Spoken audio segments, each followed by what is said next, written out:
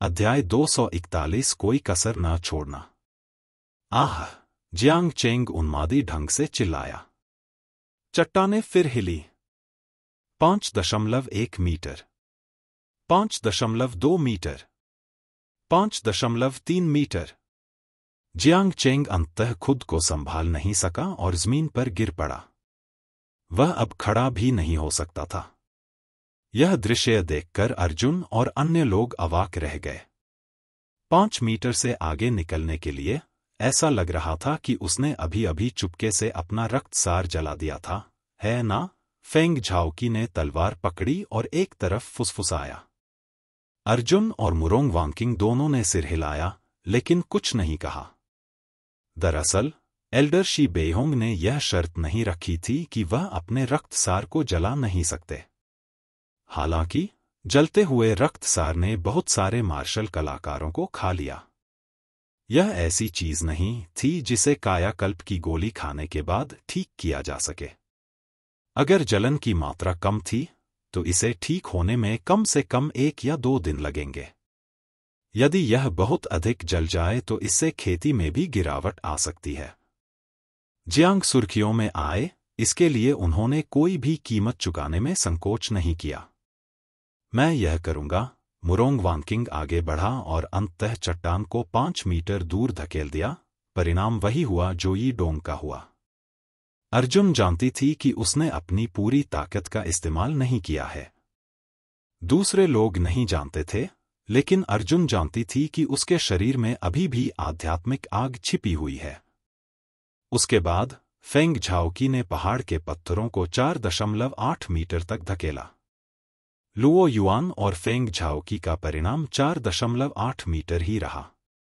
Shane लिन्हाई की लंबाई 4.9 metre थी और जियांग यू की लंबाई 4.6 मीटर से कुछ अधिक थी। चू कबीले की चू यान ने काफी शानदार प्रदर्शन किया। उसने पहाड़ के पत्थरों को 5.1 मीटर दूर धकेल दिया। वह वर्तमान में दूसरे स्थान पर है। झो जियान्योंग तलवार संप्रदाय का विशेषज्ञ था, जिसने पहाड़ के पत्थरों को 5.1 मीटर तक धकेल दिया और चू यान के साथ संयुक्त रूप से दूसरा स्थान प्राप्त किया। जब वे हांग बिन पहुंचे तो उन्होंने शानदार प्रदर्शन किया। जब हांग बिन ने पहाड़ के पत्थरों को 5 मीटर तक धकेल दिया तो वह अचानक चिल्लाया और भयानक आदिम डिपर क्यूई एक भयंकर बाघ में बदल गया। खूंखार बाघ ने हांग बिन के पूरे शरीर को घेर लिया। विशालकाय बाघ का सिर पहाड़ की चट्टानों से बुरी तरह दबा हुआ था और उसके अंग हिंसक रूप से जमीन को खरोंच रहे थे। सभी संप्रदायों के शिष्य जोर से चिल्लाए। हाँ, जब चट्टान को 5.3 मीटर तक धकेला गया तो हांग बिन ने एक धीमी चीख मारी और फिर उस खूंखार बाघ ने एक ऐसी दहाड़ मारी कि पूरा मैदान हिल गया। गड़गड़ाहट। शानशी आगे चला गया जब तक वह 5.4 मीटर, 5.5 मीटर तक नहीं पहुंच गया। इसके बाद खूंखार बाघ भी अपनी चरम सीमा पर पहुंच गया और एक ही ध्वनि के साथ वह प्रकाश के कणों में विलीन हो गया, जिनसे आकाश भर गया। हम अपनी सीमा तक पहुंच चुके हैं। हांग बिन ने गहरी सांस ली और धीरे धीरे पीछे हट गया। दर्शकों में चीख पुकार की लहरें गूंज उठीं और एक नया रिकॉर्ड स्थापित हो गया। वर्तमान में प्रथम स्थान पर हांग बिन का 5.5 मीटर, दूसरे स्थान पर जियांग चेंग का 5.3 मीटर और तीसरे स्थान पर झो जियान्योंग और चू यान का 5.1 मीटर था। इस समय सभी की निगाहें अकेले अर्जुन पर टिकी थीं। हांग बिन और जियांग चेंगदू ने एक दूसरे को गले लगाया और अर्जुन को ठंडे अंदाज में देखा। पिछली बार खेती के टॉवर में उन्होंने अर्जुन के लिए मुश्किलें खड़ी कर दी थी। इस बार वे बुरे इरादे भी पाल रहे थे। बच्चे, क्या तुम बहुत योग्य नहीं हो? जियांग चेंग ने व्यंग्यात्मक लहजे में कहा। लिखित परीक्षा में तुम बहुत सुंदर और शानदार थे। आओ, मैं देखता हूं कि तुम सैन्य परीक्षा में कितने योग्य हो। क्या आपकी लाइटनिंग मेरिडियन प्रतिभा आपकी मदद कर सकती है? हा हा हा। बिजली की मेरिडियन विशेषता अपनी विस्फोटक शक्ति के कारण सबसे शक्तिशाली थी। हालांकि इसने पहाड़ के पत्थरों को धकेलने में कोई मजबूत भूमिका नहीं निभाई, क्योंकि पहाड़ के पत्थरों को धकेलने के लिए गहरी और स्थायी ताकत की आवश्यकता थी। इसके अलावा बिजली की शक्ति की एक और विशेषता यह थी कि यह दुश्मन की युआन क्यूई को एक निश्चित सीमा तक पंगु बना सकती थी, लेकिन यह चट्टानों के खिलाफ बेकार थी। क्या उसके पास बिजली मेरिडियन प्रतिभा है?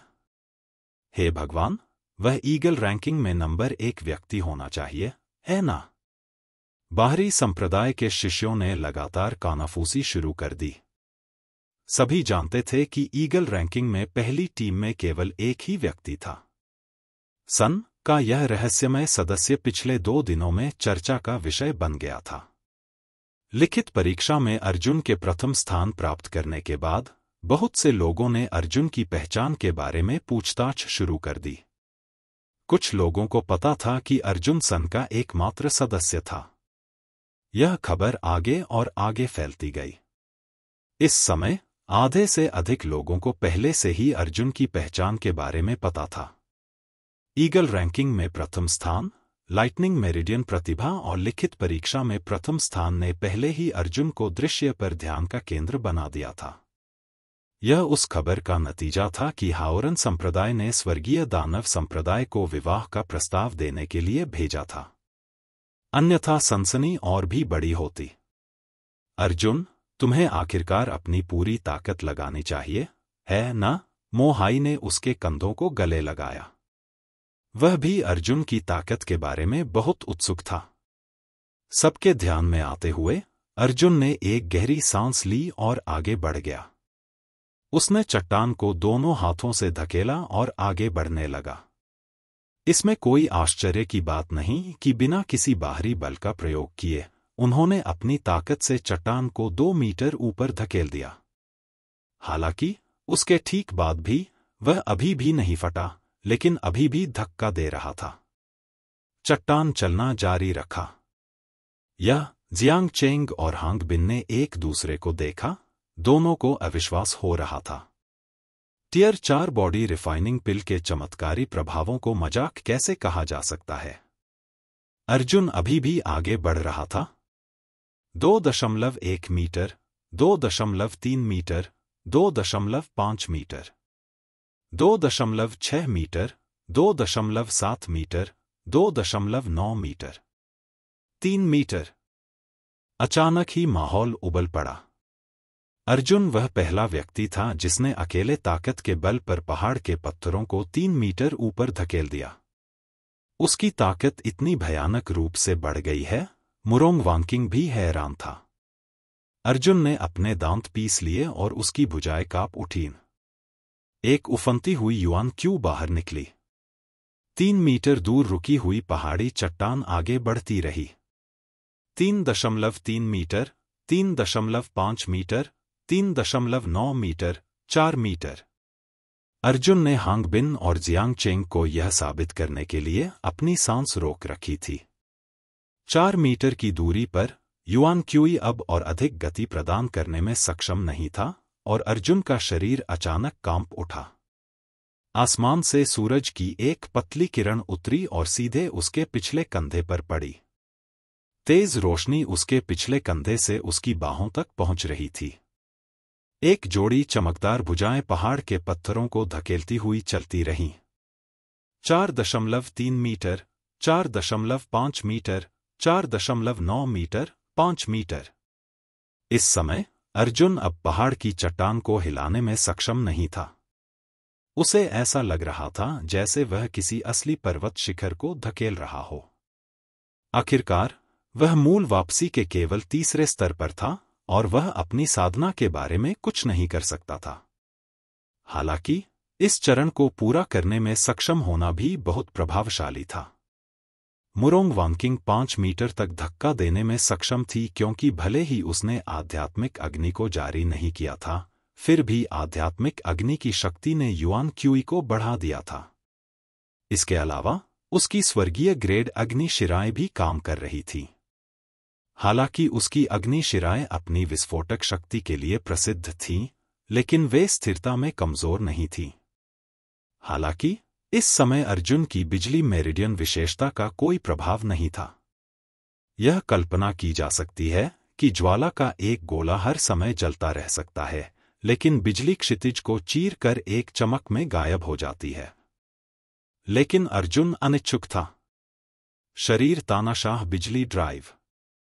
वह मन ही मन चिल्लाया और उसके शरीर की शक्ति तुरंत 5 गुना बढ़ गई। चट्टानें चलती रहीं। 5.1 मीटर, 5.2 मीटर। यह पहले ही झोउ जियान्योंग और चू यान के परिणामों को पार कर चुका था। 5.3 मीटर। लानत है, जियांग चेंग का चेहरा हरा और लाल हो गया और उसकी आंखें गुस्से से लाल हो गईं। वह काफी देर तक चिल्लाता रहा, लेकिन अंत में अर्जुन ने जियांग चेंग के परिणामों को पकड़ लिया। आह, यह कैसी कल्पना है, बाहरी संप्रदाय के शिष्यों ने चिंता में चिल्लाते हुए कहा। क्या वह मूल वापसी क्षेत्र के तीसरे स्तर पर नहीं है? यह वह शक्ति कैसे हो सकती है जो मूल वापसी क्षेत्र के तीसरे स्तर के मार्शल कलाकार के पास होनी चाहिए?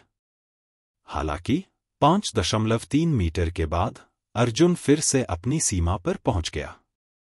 इस समय अर्जुन ने एक गहरी सांस ली जब सभी ने सोचा कि अर्जुन हार मानने के लिए तैयार है। 4 मीटर व्यास की सूर्य की किरण। स्वर्ग से और समर्पण।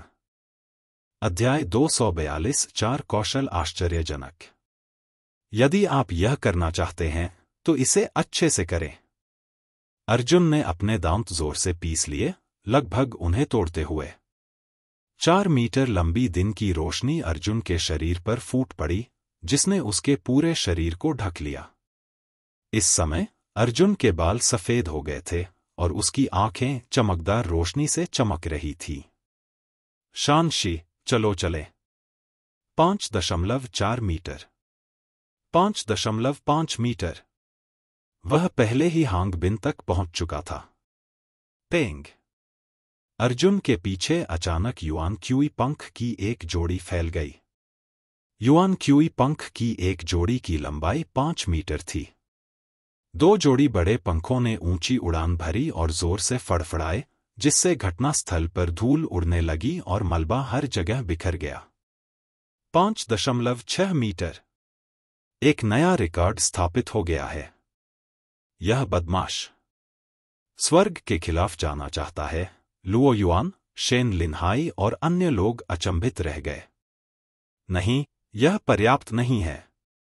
अर्जुन ने अपने दांत पीसते हुए धक्का देना जारी रखा। 5.7 मीटर, 5.8 मीटर। अर्जुन ने चट्टान को पहले ही 5.8 मीटर की आश्चर्यजनक दूरी तक धकेल दिया था। यहां तक कि म्यूजुएकी की आंखें भी चौड़ी हो गईं और वह चौंक गई। पिछली बार से इस अर्जुन की ताकत में अज्ञात मात्रा में वृद्धि हुई थी। क्यूई को बिजली में परिष्कृत करना। अर्जुन अपने दिल में दहाड़ उठा। धमाका। अचानक अर्जुन के शरीर से बिजली का एक बड़ा गोला निकला और उसके चारों ओर लिपट गया। तानाशाह शरीर बिजली ड्राइव, सूर्य भगवान तकनीक, बिजली के लिए क्यूई शोधन। 3 बलों एक में विलय कर दिया। इसी क्षण अर्जुन ने अचानक पहाड़ की चट्टान को पूरे 6 मीटर ऊपर धकेल दिया। अनगिनत बाहरी संप्रदाय के शिष्य और हाओरन संप्रदाय के शिष्य जो परीक्षा देख रहे थे, सभी ने अपने सिर उठाए और उनकी आंखें लगभग बाहर निकल आईं। पूरी तरह से चुप रहने के अलावा वे सांस लेना भी भूल गए थे। सभी का मनोबल चरम सीमा तक गिर चुका था। जरा सी भी उत्तेजना उन्हें ऐसा महसूस कराती थी कि मानो वे टूट जाएंगे। घबराया हुआ, अतुलनीय रूप से घबराया हुआ, क्योंकि हर कोई देख सकता था कि अर्जुन का अभी भी रुकने का कोई इरादा नहीं था। गत-गत। सफेद ज्वाला, चमकती बिजली। कैंग, लांग, आउट, सी। धमाका। अर्जुन का क्षेत्र तुरंत फट गया और सफेद बिजली चमक उठी। बिजली की चापें उसके पूरे शरीर के चारों ओर लिपट गईं। उस समय अर्जुन ने अपना कंधा पहाड़ की चट्टान पर रखा और सीधे एज़्योर ड्रैगन को समुद्र में भेज दिया। पहाड़ के पत्थर जोर से गड़गड़ाहट के साथ पीछे की ओर उड़ गए। हाँ, यह बस वापस उड़ रहा है। 6.3 मीटर, 6.5 मीटर, 6.7 मीटर। अंत में अर्जुन ने चट्टान पर दबाव डालने के लिए अपने दाहिने हाथ का उपयोग किया और अपनी अंतिम चाल, कृपाण खींचना और काटना जारी किया। उसने अपनी बाह को चाकू की तरह इस्तेमाल किया और अपनी पूरी बाह आसमान में उठा ली। सूर्यदेव तकनीक, अत्याचारी शरीर बिजली ड्राइव और सफेद लौ बिजली के साथ मिश्रित एक हरे रंग का ड्रैगन समुद्र से बाहर फट गया। पहाड़ की चट्टान तुरंत 7 मीटर दूर तक उड़ गई। इस बिंदु पर अर्जुन रुक गया, मुड़ा और शी बेहोंग को प्रणाम किया। बड़े, मैं अब और आगे नहीं बढ़ सकता, उसने सम्मानपूर्वक कहा। अच्छा, अच्छा, बहुत अच्छा, एल्डर शी बेहोंग ने अपनी दाढ़ी को सहलाया और मुस्कुराए। अर्जुन ने सिर हिलाया और वहां उपस्थित सभी लोगों की हैरानी भरी निगाहों के सामने पीछे हट गई। तभी अचानक वहां विस्फोट हो गया और आकाश में भय की चीखें गूंजने लगीं। हा हा, यह अर्जुन है, यह हमारे ब्लूस्टोन सिटी से है। ली किंगचुआन ने उत्साह से अपना हाथ हिलाया और दहाड़ा, यह हमारे ब्लूस्टोन सिटी से एक विशेषज्ञ है। हा हा हा। शाबाश, मो हाई ने उत्साह से अपनी मुट्ठी हवा में लहराई। 7 मीटर। उन्होंने सभी का रिकॉर्ड तोड़ दिया और दूसरे स्थान पर रहे हांग बिन को 1.5 मीटर से पीछे छोड़ दिया। एल्डर शी बेहोंग ने मौके पर ही घोषणा की, अभी परिणाम सबके सामने है। मेरा मानना है कि अब कोई विवाद नहीं है। अर्जुन प्रतियोगिता पूर्व परीक्षा में प्रथम स्थान पर है। उसे 100 अंक मिले हैं। इसके बाद एल्डर शी बेहोंग अभी भी दूसरे और तीसरे स्थान के लिए स्कोर की घोषणा कर रहे थे, लेकिन कोई भी सुन नहीं रहा था। सबका ध्यान अर्जुन पर था। पहले स्थान पर रहने के बाद दूसरे स्थान के नतीजों की परवाह कौन करेगा? जियांग चेंग के चेहरे पर ऐसा भाव था मानो उसने कोई मरा हुआ बच्चा खा लिया हो। अपनी दादी का घर देखना उसके लिए मुश्किल था। हांग बिन ने अपनी आंखें सिकोड़ लीं और गहरी आवाज में कहा, इस बदमाश ने शायद अपने सारे तुरुप के पत्ते निकाल लिए हैं। बहरहाल, यह अच्छा है। अगर मैं उसे पहले घमंडी होने दूं तो कोई बात नहीं। हम सभी के पास अपने तुरुप के पत्ते हैं, लेकिन उसके पास कोई तुरुप का पत्ता नहीं है। 12 संप्रदाय संयुक्त परीक्षा में यह हमारे लिए बहुत बड़ा लाभ है। प्रतियोगिता पूर्व परीक्षा पहले ही समाप्त हो चुकी थी और परीक्षा हॉल भी बाहरी दुनिया के लिए खुलने लगा था। अनगिनत पंथ के अनुयायी परीक्षा क्षेत्र में उमड़ पड़े। हर कोई एक के बाद एक ऊपर गया और जादुई पहाड़ी चट्टान को आगे धकेलने की कोशिश की। अरे, बकवास! यह पहाड़ी चट्टान बहुत भारी है, एक बाहरी संप्रदाय के अनुयायी ने पहाड़ी पत्थरों को धकेला और घबराकर चिल्लाया, मैंने अभी आधा मीटर धक्का दिया है और मुझे ऐसा लग रहा है कि मेरा शरीर ढह जाएगा। तो फिर अर्जुन ने उसे 7 मीटर दूर कैसे धकेल दिया? यह तो समझ से परे है। अब मेरी बारी है। जल्दी से धक्का देने की मेरी बारी है, पास के संप्रदाय के शिष्यों ने जल्दी से आग्रह किया। एक अन्य व्यक्ति ने कहा, जब अर्जुन शक्ति से फटा तो सूर्य की किरण चमक उठी। यह किस प्रकार की भयानक साधना तकनीक थी? आपने इसके बारे में पहले क्यों नहीं सुना? हाँ, उसके बगल में खड़े किसी व्यक्ति ने कहा, हम सभी ने कृपाण और तलवार क्यों के 3 संप्रदायों की तकनीकों के बारे में सुना है, लेकिन अर्जुन जो उपयोग करता है वह इन तीनों में से किसी से संबंधित नहीं लगता है। शोरगुल भरे माहौल में अधिक लोगों ने अर्जुन को घेर लिया। अर्जुन, यह किस तरह की साधना तकनीक है? इसका नाम क्या है? यह सही है। आपके बड़े पंख सिर्फ दिखावे के लिए हैं या वे वास्तव में उड़ने में सक्षम हैं? क्या आपके पास वास्तव में बिजली की मेरिडियन विशेषता है? चलो हम सब इसे देखते हैं। जियांग चेंग बदसूरत भाव के साथ भीड़ से आगे निकल गया। उसने 2 बार खांसा और खुद पर कुछ ध्यान आकर्षित करने की कोशिश की। आखिरकार उसने 5.3 मीटर धक्का मारा था। यह परिणाम पहले से ही बहुत अच्छा था। हालांकि किसी ने भी जियांग चेंग की तरफ नहीं देखा। किसी को पता भी नहीं था कि जियांग चेंग उनके बगल में था। जियांग चेंग ऊब गया था, फिर मुजुएकी की ओर चला गया और कहा, बहन, क्या आपको नहीं लगता कि अर्जुन बहुत दिखावा करना पसंद करता है? इस तरह का व्यक्ति सबसे उबाऊ होता है। पहाड़ के पत्थरों को और दूर धकेलने के लिए मैंने वास्तव में अपनी सारी ताकत लगा दी। अगर मैं भी ऐसा ही करता तो मैं निश्चित रूप से। इससे पहले कि वह अपनी बात पूरी कर पाता, वह अजीब तरह से रुक गया, क्योंकि म्यू जुएकी ने केवल उसकी ओर देखा और हल्के से उसे छूकर निकल गई। जियांग चेंग ने गुस्से से अपने दांत पीस लिए। फिर उसने अर्जुन की तरफ देखा। उसकी आंखें पहले से ही आक्रोश से भरी हुई थी। इस नज़र में घृणा देखकर रोंगटे खड़े हो जाते थे। हालांकि दृश्य अराजक था, लेकिन अंतिम परिणाम सामने आया। द्वितीय श्रेणी अकादमी के 3200 शिष्यों में से पहला स्थान अर्जुन का था। एल्डर शी बेहोंग ने सभी को शांत करने के लिए बहुत प्रयास किया और घोषणा की, अगले 3 दिनों में 12 संप्रदायों की संयुक्त परीक्षा होगी। संयुक्त परीक्षा में भाग लेने वाले विभिन्न संप्रदायों के सभी वरिष्ठजनों, कृपया हमारे शिष्यों को यहां एकत्रित होने के लिए प्रेरित करें। समय में देरी न करें। चलो तितर-बितर हो जाएं। अर्जुन को भीड़ से बचकर भागने का मौका मिल गया और मोहे और ली किंगचुआन ने उसे खींच लिया। इस अध्ययन ने वास्तव में विभिन्न संप्रदायों को हाओरान संप्रदाय की विशाल शक्ति का अनुभव करने का अवसर दिया। अनगिनत शिष्यों को हाओरन संप्रदाय से अभूतपूर्व उम्मीदें थीं। वे 12 संयुक्त परीक्षाओं में अच्छा परिणाम प्राप्त करने के लिए उत्सुक थे। इसका कारण यह था कि हाओरन संप्रदाय ने 12 संयुक्त परीक्षाओं के मेजबान के रूप में एक वादा किया था।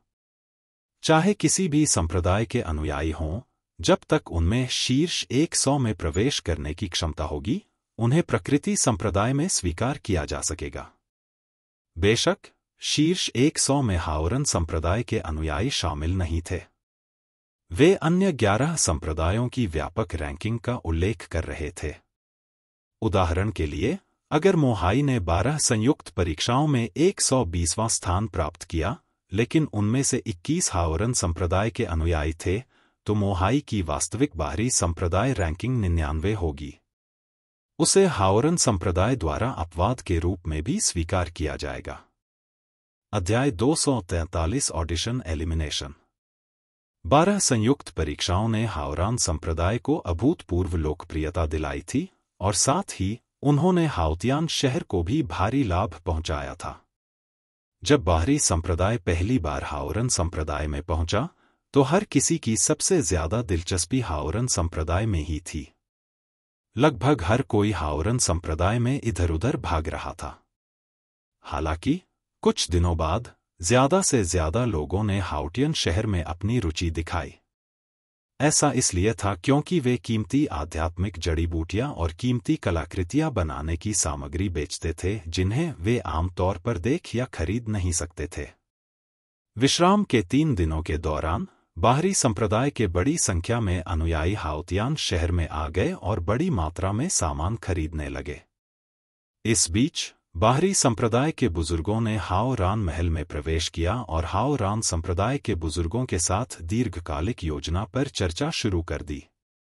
इस संयुक्त परीक्षा के बाद हाओरन संप्रदाय अन्य 11 संप्रदायों से अतिथि व्याख्याताओं के रूप में बाहरी संप्रदाय को मार्शल आर्ट सिखाने के लिए कुछ बुजुर्गों को भेजता था। 11 संप्रदायों ने हाओरन संप्रदाय को और भी अधिक सुविधा प्रदान की। भविष्य में यदि हाओरन संप्रदाय के शिष्य मिशन पर बाहर जाते हैं, तो वे 11 बाहरी संप्रदायों को सीधे संबद्ध संप्रदाय के रूप में मान सकते हैं।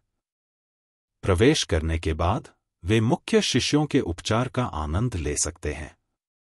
अर्जुन ने आराम करने के लिए इन 3 दिनों का लाभ उठाया। पलक झपकते ही 12 संयुक्त परीक्षाएं आ गईं। संयुक्त परीक्षा में भाग लेने वाले सभी संप्रदाय के वरिष्ठ लोग अपने अपने शिष्यों को हाओरान महल के प्रवेश द्वार पर लेकर आए। अन्य 50 संप्रदायों के लोग तो और भी पहले आ गए। भोर होने से पहले ही वे सभी शानदार संयुक्त परीक्षा देखने के लिए उत्साहपूर्वक तैयारी कर रहे थे। इस बार 12 संप्रदाय संयुक्त परीक्षा में भाग लेने वाले बाहरी संप्रदाय के शिष्यों की कुल संख्या 1300 थी और हावरान संप्रदाय के शिष्यों की कुल संख्या 1500 थी। आज ही एल्डर शी बेहोंग ने घोषणा की कि परीक्षा हॉल हावरान संप्रदाय के बाहर हावरान पर्वत श्रृंखला में स्थित होगा। इसके बाद उड़ते हुए राक्षसी जानवर आकाश में पहुंचे और लगभग 1 लाख लोगों को पहाड़ों पर ले आए। प्रवेश परीक्षा हॉल हावरान पर्वत श्रृंखला के पश्चिमी छोर पर हावरान संप्रदाय के बगल में एक खुली घाटी में स्थित था। जहां तक दर्शकों की सीटों का सवाल है, वे दोनों ओर पर्वत चोटियों पर स्थापित की गई थी। पहाड़ की चोटी के दोनों ओर करीब 1 लाख लोग बैठे थे। यहां से घाटी को देखने पर उन्हें कुछ भी साफ साफ दिखाई नहीं दे रहा था।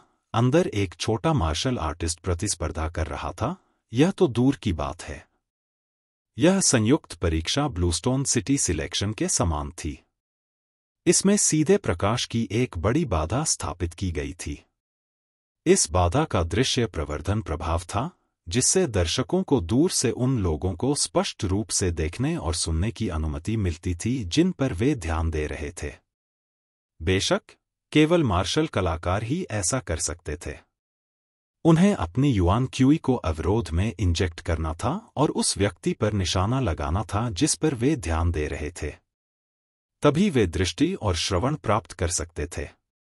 इसके अलावा कोई शोर नहीं था।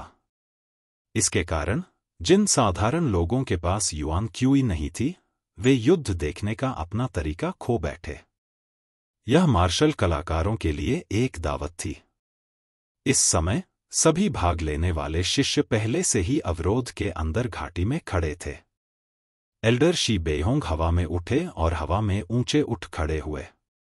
उन्होंने अपनी आवाज में युआन क्यूई उड़ेलते हुए कहा, 12 संप्रदायों के बुजुर्गों की संयुक्त चर्चा के माध्यम से यह निर्णय लिया गया है कि 12 संप्रदायों की संयुक्त परीक्षा आज आधिकारिक रूप से शुरू होगी। जैसे ही उन्होंने बोलना समाप्त किया, श्रोताओं ने जोरदार तालियां बजाईं और हर जगह जयकारे गूंज उठे। हाओतियान शहर से बड़ी संख्या में व्यापारी भी आए हुए थे। वे दर्शक दीर्घाओं में इधर-उधर घूम रहे थे और तरह तरह के व्यंजन और पेय पदार्थ बेच रहे थे। यह भी धन कमाने का एक अच्छा अवसर था। इसके बाद एल्डर शी बेहोंग ने अग्रिम रूप से पुरस्कार प्रणाली की घोषणा की। 12 संप्रदायों की संयुक्त परीक्षा के शीर्ष 10 शिष्यों को एक पृथ्वी ग्रेड इंटरमीडिएट ग्रेड मार्शल कौशल, एक पृथ्वी ग्रेड उच्च ग्रेड हथियार और एक ग्रेड 5 औषधीय गोली मिलेगी, एक रहस्यमय इनाम के साथ। यह सुनकर अनगिनत लोग उत्साहित हो गए। यह एक पृथ्वी ग्रेड इंटरमीडिएट ग्रेड मार्शल कौशल था। मार्शल कौशल का ऐसा स्तर हावरन संप्रदाय में भी प्राप्त करना मुश्किल था। जहां तक हथियारों और गोलियों का सवाल है, वे खजाने थे जिन्हें पाया तो जा सकता था, लेकिन खोजा नहीं जा सकता था। जहां तक रहस्यमय इनाम की बात है, तो एक पल के लिए भी कोई अनुमान नहीं लगा सका। यह इन 3 पुरस्कारों से बेहतर होना चाहिए। इसके बाद बाह्य संप्रदाय पुरस्कार था। जो लोग 100 बाह्य संप्रदायों में प्रवेश करते थे, वे प्रकृति संप्रदाय में प्रवेश कर सकते थे और लगातार दूसरी 12वीं परीक्षा में भाग लेने के लिए योग्य हो सकते थे। उत्साहपूर्ण माहौल के बीच शी बेहोंग ने घोषणा की कि पुरस्कार प्रणाली समाप्त हो गई है और यही प्रतियोगिता के नियम हैं। संपूर्ण 12 संप्रदाय संयुक्त परीक्षा को 3 भागों में विभाजित किया गया था। पहला खंड ऑडिशन एलिमिनेशन टूर्नामेंट था। उन्हें 10 समूहों में विभाजित किया गया था। प्रत्येक में 150 लोग थे। अंत में प्रत्येक समूह से 75 लोग बाहर हो गए, कुल 750 लोग बाहर हो गए। दूसरा खंड टीम प्रतियोगिता था। इसे 10 समूहों में विभाजित किया गया था। प्रत्येक समूह में 15 टीमें शामिल थीं। प्रत्येक टीम में 5 लोग शामिल थे। प्रत्येक समूह से 11 टीमें बाहर हो गईं और शेष 4 टीमों में 550 लोग और 200 लोग शामिल थे। तीसरा खंड अखाड़ा प्रतियोगिता था, जहां 200 लोगों ने संयुक्त परीक्षा के अंत तक मुकाबला किया। प्रतियोगिता के नियम सुनकर संयुक्त परीक्षा में भाग लेने वाले सभी बाहरी संप्रदाय के शिष्यों ने राहत की सांस ली। यह कहा जा सकता है कि अब कोई लिखित परीक्षा नहीं थी।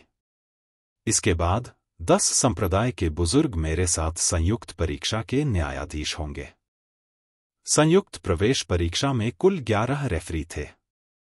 उनमें से शी बेहोंग मुख्य रेफरी थे। अन्य 10 रेफरी में से 8 द्वितीय श्रेणी के संप्रदायों के बुजुर्ग थे, एक को 3 तृतीय श्रेणी के संप्रदायों द्वारा अनुशंसित किया गया था और अंतिम हाओरन संप्रदाय का एक बुजुर्ग था। तो अब एल्डर शी बेहोंग ने ताली बजाई और कहा, मैं घोषणा करता हूं कि लगातार 12 परीक्षाएं आधिकारिक तौर पर शुरू हो गई हैं। अब हम पहले राउंड की ओर बढ़ेंगे, ऑडिशन एलिमिनेशन राउंड। सभी प्रतिभागी कृपया लॉटरी निकालें और अपना ग्रुप चुनें। 12 संप्रदाय और 12 पंक्तियां लॉटरी निकालने के लिए पंक्तिबद्ध थीं। अर्जुन हाओरान संप्रदाय की कतार में खड़ा हो गया और रेफरी बॉक्स से अपनी तरफ एक नंबर प्लेट निकाली जिस पर 10 शब्द लिखा था। आप कितने हैं? 10वें समूह में मुरोंग वांकिंग ने अर्जुन के हाथ में नंबर प्लेट पर नजर डाली। हाँ, अर्जुन ने सिर हिलाया और मुरोंग वांकिंग की नंबर प्लेट पर नजर डाली। उसने पाया कि उस पर 1 लिखा हुआ था। वे दोनों छोर पर थे। इस समय दर्शक दीर्घा में से किसी ने अचानक चिल्लाकर कहा, आओ अर्जुन, आओ मुरोंग वांकिंग, हमारी प्रथम श्रेणी अकादमी के लिए सम्मान जीतो। वे दोनों एक साथ घूमे और अपनी हंसी रोक नहीं सके। पता चला कि वे पिछली प्रथम श्रेणी अकादमी के छात्र थे। ठीक है, रेफरी के रूप में एल्डर शी बेहोंग ने आकाश में घोषणा की, आप सभी को अपने समूह नंबर मिल गए हैं।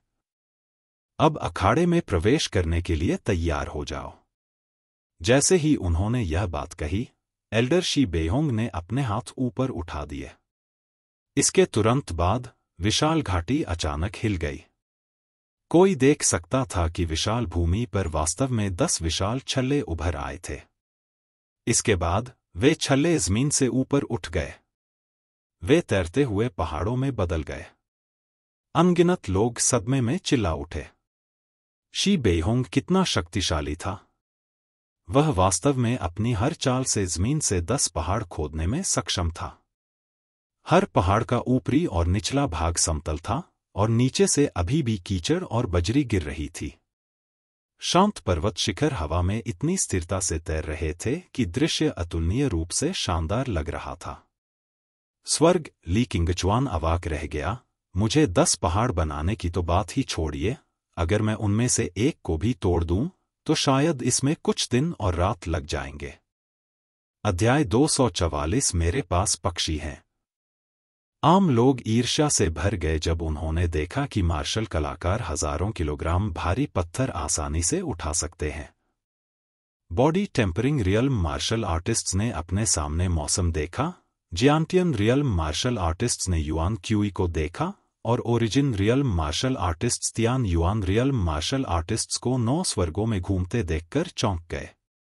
मार्शल आर्ट की दुनिया में जब भी वह किसी अधिक शक्तिशाली विशेषज्ञ की क्षमता देखता तो उसका हृदय असीम लालसा से भर जाता तथा कल्पना करता कि उस स्तर पर पहुंचने के बाद वह कितना शक्तिशाली हो जाएगा।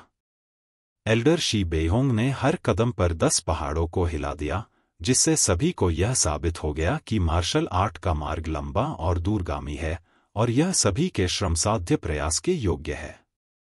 10 पहाड़ हवा में तैर रहे थे और भाग लेने वाले सभी शिष्य पंक्तिबद्ध होकर रवाना होने के लिए तैयार थे। एल्डर शी बेहोंग ने फिर से अपना हाथ हिलाया और अनगिनत टूटे हुए पत्थर 10 दिशाओं में व्यवस्थित तरीके से उड़ गए। हवा में ही उन्होंने जल्दी से 10 चौड़ी पत्थर की सीढ़ियां गिन ली। 10 पत्थर की सीढ़ियां 10 सपाट शीर्ष वाले तैरते पहाड़ों तक ले जाती थीं और कई शिष्यों ने उन पर कदम रखा। ये 10 तैरते हुए पहाड़ जमीन से 100 मीटर की दूरी पर थे, लेकिन पहाड़ की ऊंचाई 500 मीटर थी। पत्थर की सीढ़ियों के बिना साधारण मार्शल कलाकार इतनी ऊंचाई तक नहीं कूद पाते। इस ऊंचाई पर यह निस्संदेह कई शक्तिशाली मार्शल कलाकारों के प्रदर्शन के स्थानों में से एक बन गया था। घटनास्थल पर उपस्थित 99% शिष्य आज्ञाकारी ढंग से पत्थर की सीढ़ियों से ऊपर चढ़ रहे थे, लेकिन कुछ मार्शल कलाकारों को एक अलग रास्ता खोजना पड़ा। मूल वापसी के चौथे स्तर की ताकत के साथ एक धधकते अग्नि संप्रदाय के मार्शल कलाकार ने अपनी मुट्ठी बांध ली और अपने शिष्यों के समूह से कहा, हर कोई चलो पहले जाओ और अपनी शर्मिंदगी दिखाओ। इसके साथ ही युआन क्यू उसके पैरों के नीचे से फट पड़ा और वह एक जोरदार धमाके के साथ आकाश में उछल गया। सभी लोग आश्चर्य से देखने लगे। मार्शल आर्टिस्ट 70 से 80 मीटर की ऊंचाई तक उछला। इस समय उसकी चढ़ाई की गति पहले ही चरम पर पहुंच चुकी थी। इसके तुरंत बाद उसने युआन क्यूई का एक कतरा फेंका और फ्लोटिंग माउंटेन के तल पर चिपक गया। अपनी युआन क्यूई की मदद से वह 70 से 80 मीटर और ऊपर चढ़ा, फिर अपनी युआन क्यूई को पहाड़ पर चिपका दिया और ऊपर चढ़ता रहा। लगातार कई बार चढ़ने के बाद वह सफलतापूर्वक शिखर पर पहुंच गया। यह लगातार 12 परीक्षाओं का पहला शो था और सभी दर्शकों ने गर्मजोशी से तालियां बजाईं। ऊंची छलांग हमेशा ताकत के अनुपात में नहीं होती थी। कई लोगों में ऐसी सामान्य समझ थी। उदाहरण के लिए, एक साधारण पतला आदमी 1 मीटर से अधिक ऊंचाई तक छलांग लगा सकता है, जबकि दूसरा मजबूत आदमी जो उस पतले आदमी से 3 गुना अधिक मजबूत है, वह भी 3 मीटर नहीं बल्कि 1 मीटर से अधिक ऊंचाई तक छलांग लगा सकता है।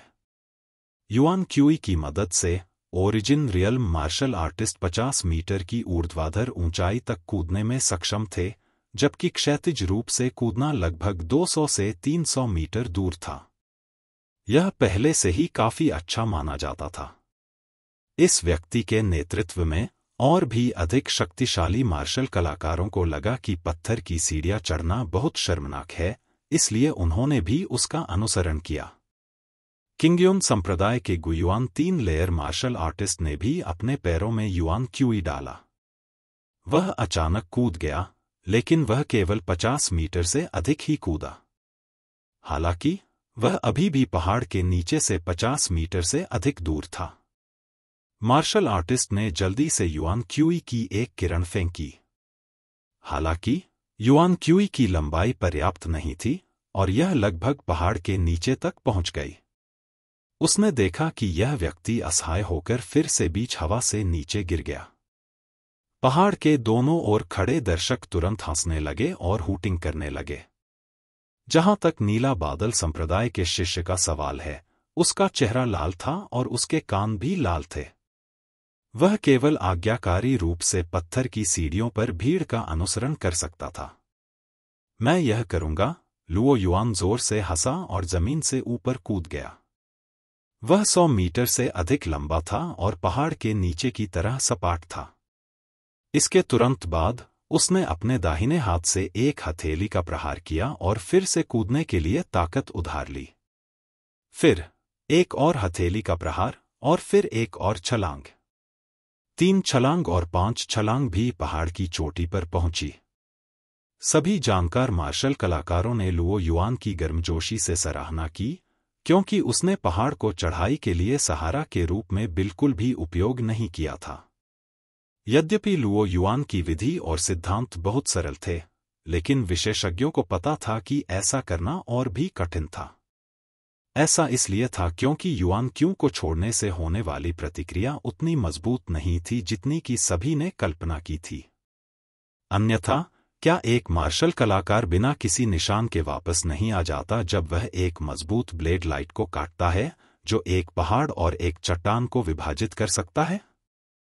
इसलिए इस समय जिस बात पर विचार किया जा रहा था, वह थी लुओ युआन की हथेली तकनीक की शक्ति।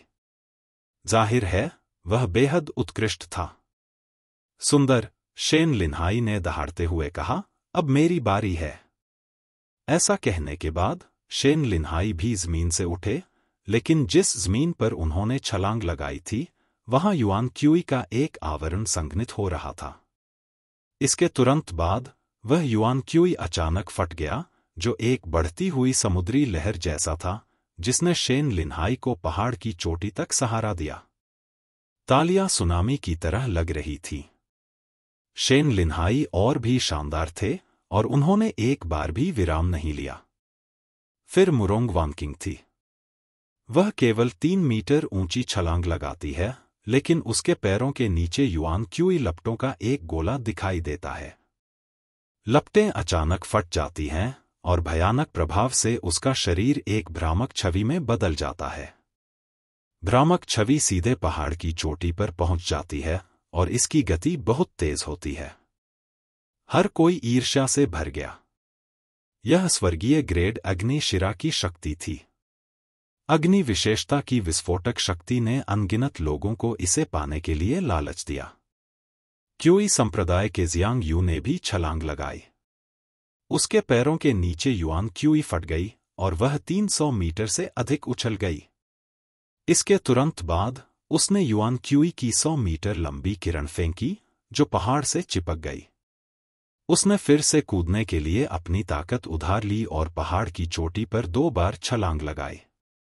तालियां अभी भी गर्म थीं। क्यूई संप्रदाय के एक शिष्य से जैसी उम्मीद थी, युआन क्यूई इंद्रधनुष की लंबाई पहले ही अविश्वसनीय स्तर तक पहुंच चुकी थी। इस समय सभी ने एक स्वर में फेंग झाओकी की ओर देखा। फेंग झाओकी अभी भी अपनी तलवार पकड़े हुए था, लेकिन उसका शरीर थोड़ा झुका हुआ था, जैसे कोई क्रूर जानवर अपने शिकार पर झपटने वाला हो। फिर उसके पैर सबकी आंखों के सामने गायब हो गए। फेंग झाओकी का शरीर हवा में उछला। उस गति से उसका शरीर टिमटिमाती हुई छाया में बदल गया। जब उसने फिर से देखा, तो वह पहले से ही पहाड़ की चोटी पर खड़ा था। दर्शकों ने जोरदार तालियां बजाईं। मुरोंग वांकिंग और अन्य लोगों ने ऊपर जाने के लिए केवल उछलने की शक्ति पर भरोसा नहीं किया। इसके बजाय उन्होंने अपने मार्शल कौशल का अवसरवादी रूप से उपयोग किया। हालांकि फेंग झाओकी की उछलने की शक्ति वास्तविक थी। यहां तक कि अर्जुन भी इस भयानक उछाल से हैरान रह गया। जल्दी, बहुत तेज।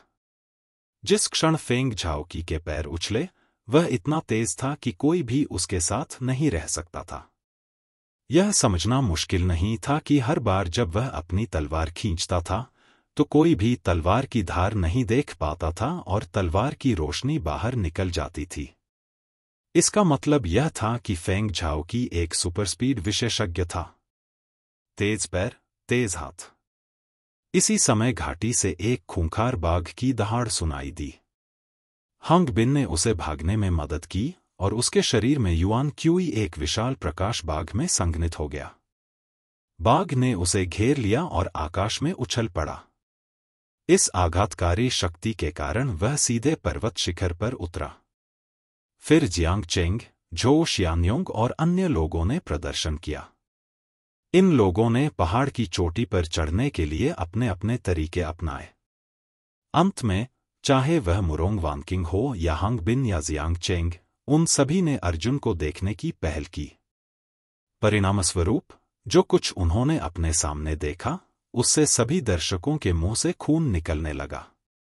अर्जुन ने एक पक्षी का पैर अपने हाथ में पकड़ लिया और पक्षी ऊपर की ओर उड़ते हुए अपने पंख फड़फड़ाने की कोशिश कर रहा था।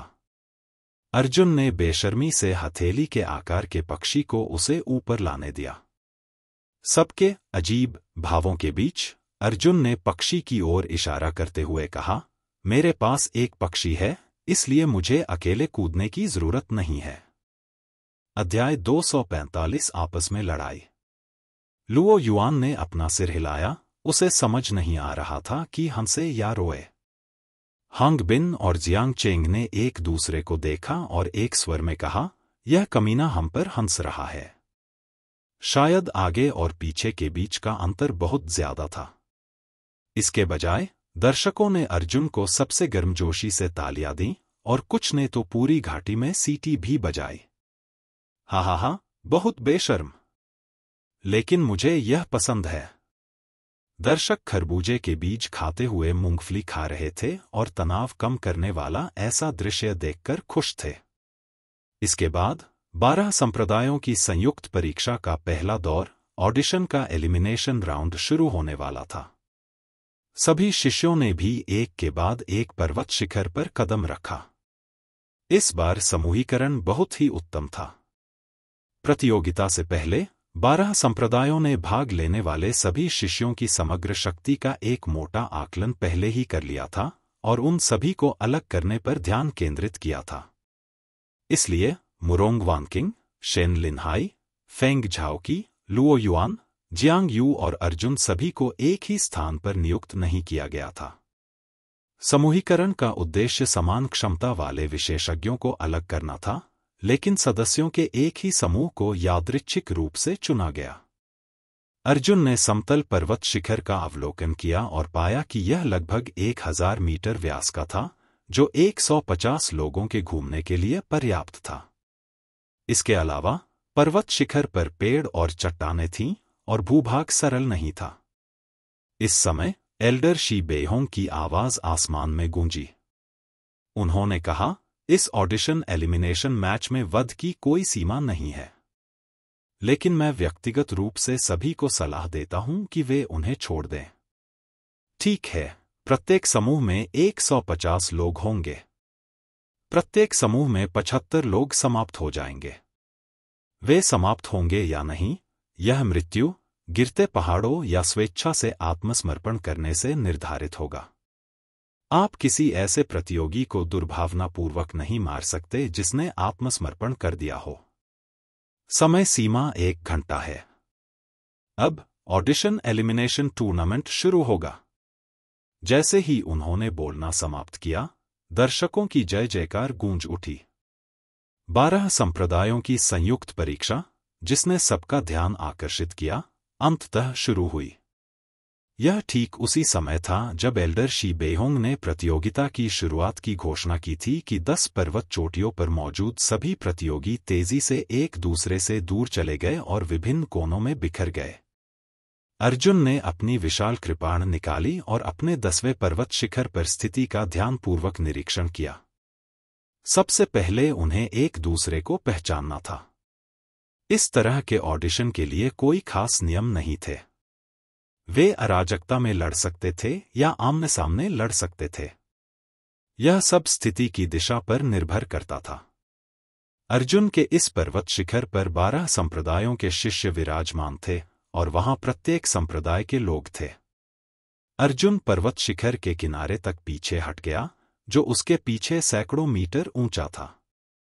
अब तक कुछ शिष्यों ने लड़ाई शुरू कर दी थी, लेकिन उनमें से अधिकांश अभी भी किनारे से देखने का रवैया अपनाए हुए थे। इस समय आसपास के कई प्रतियोगियों ने पहले ही अर्जुन को खोज लिया था, लेकिन उन सभी ने अर्जुन को चट्टानों को धकेलते हुए देखा था और किसी ने भी उसे उकसाने की हिम्मत नहीं की। अर्जुन शांत हो गया और अपनी पीठ पर विशाल कृपाण रखकर चुपचाप देखता रहा। समय की कमी के कारण अन्य 9 पर्वत चोटियों पर भी तुरंत जंगल की आग की तरह संघर्ष शुरू हो गया। हांग बिन, जियांग चेंग और अन्य सभी बहुत ही शानदार खिलाड़ी थे। वे प्रदर्शन करने का यह मौका हाथ से जाने नहीं देना चाहते थे। उन्होंने प्रतियोगिता की शुरुआत में ही हमला कर दिया, जिससे प्रतियोगी उड़ गए। यह एक ऐसे फ्यूज की शुरुआत थी जिसने तुरंत ही एक अराजक लड़ाई को जन्म दे दिया। 9 पर्वत चोटियों ने लगभग सभी का ध्यान अपनी ओर आकर्षित कर लिया, सिवाय 10वीं चोटी के, जिस पर किसी ने दोबारा नजर नहीं डाली। इसका कारण यह था कि 10वीं चोटी की समग्र शक्ति सबसे कमजोर थी।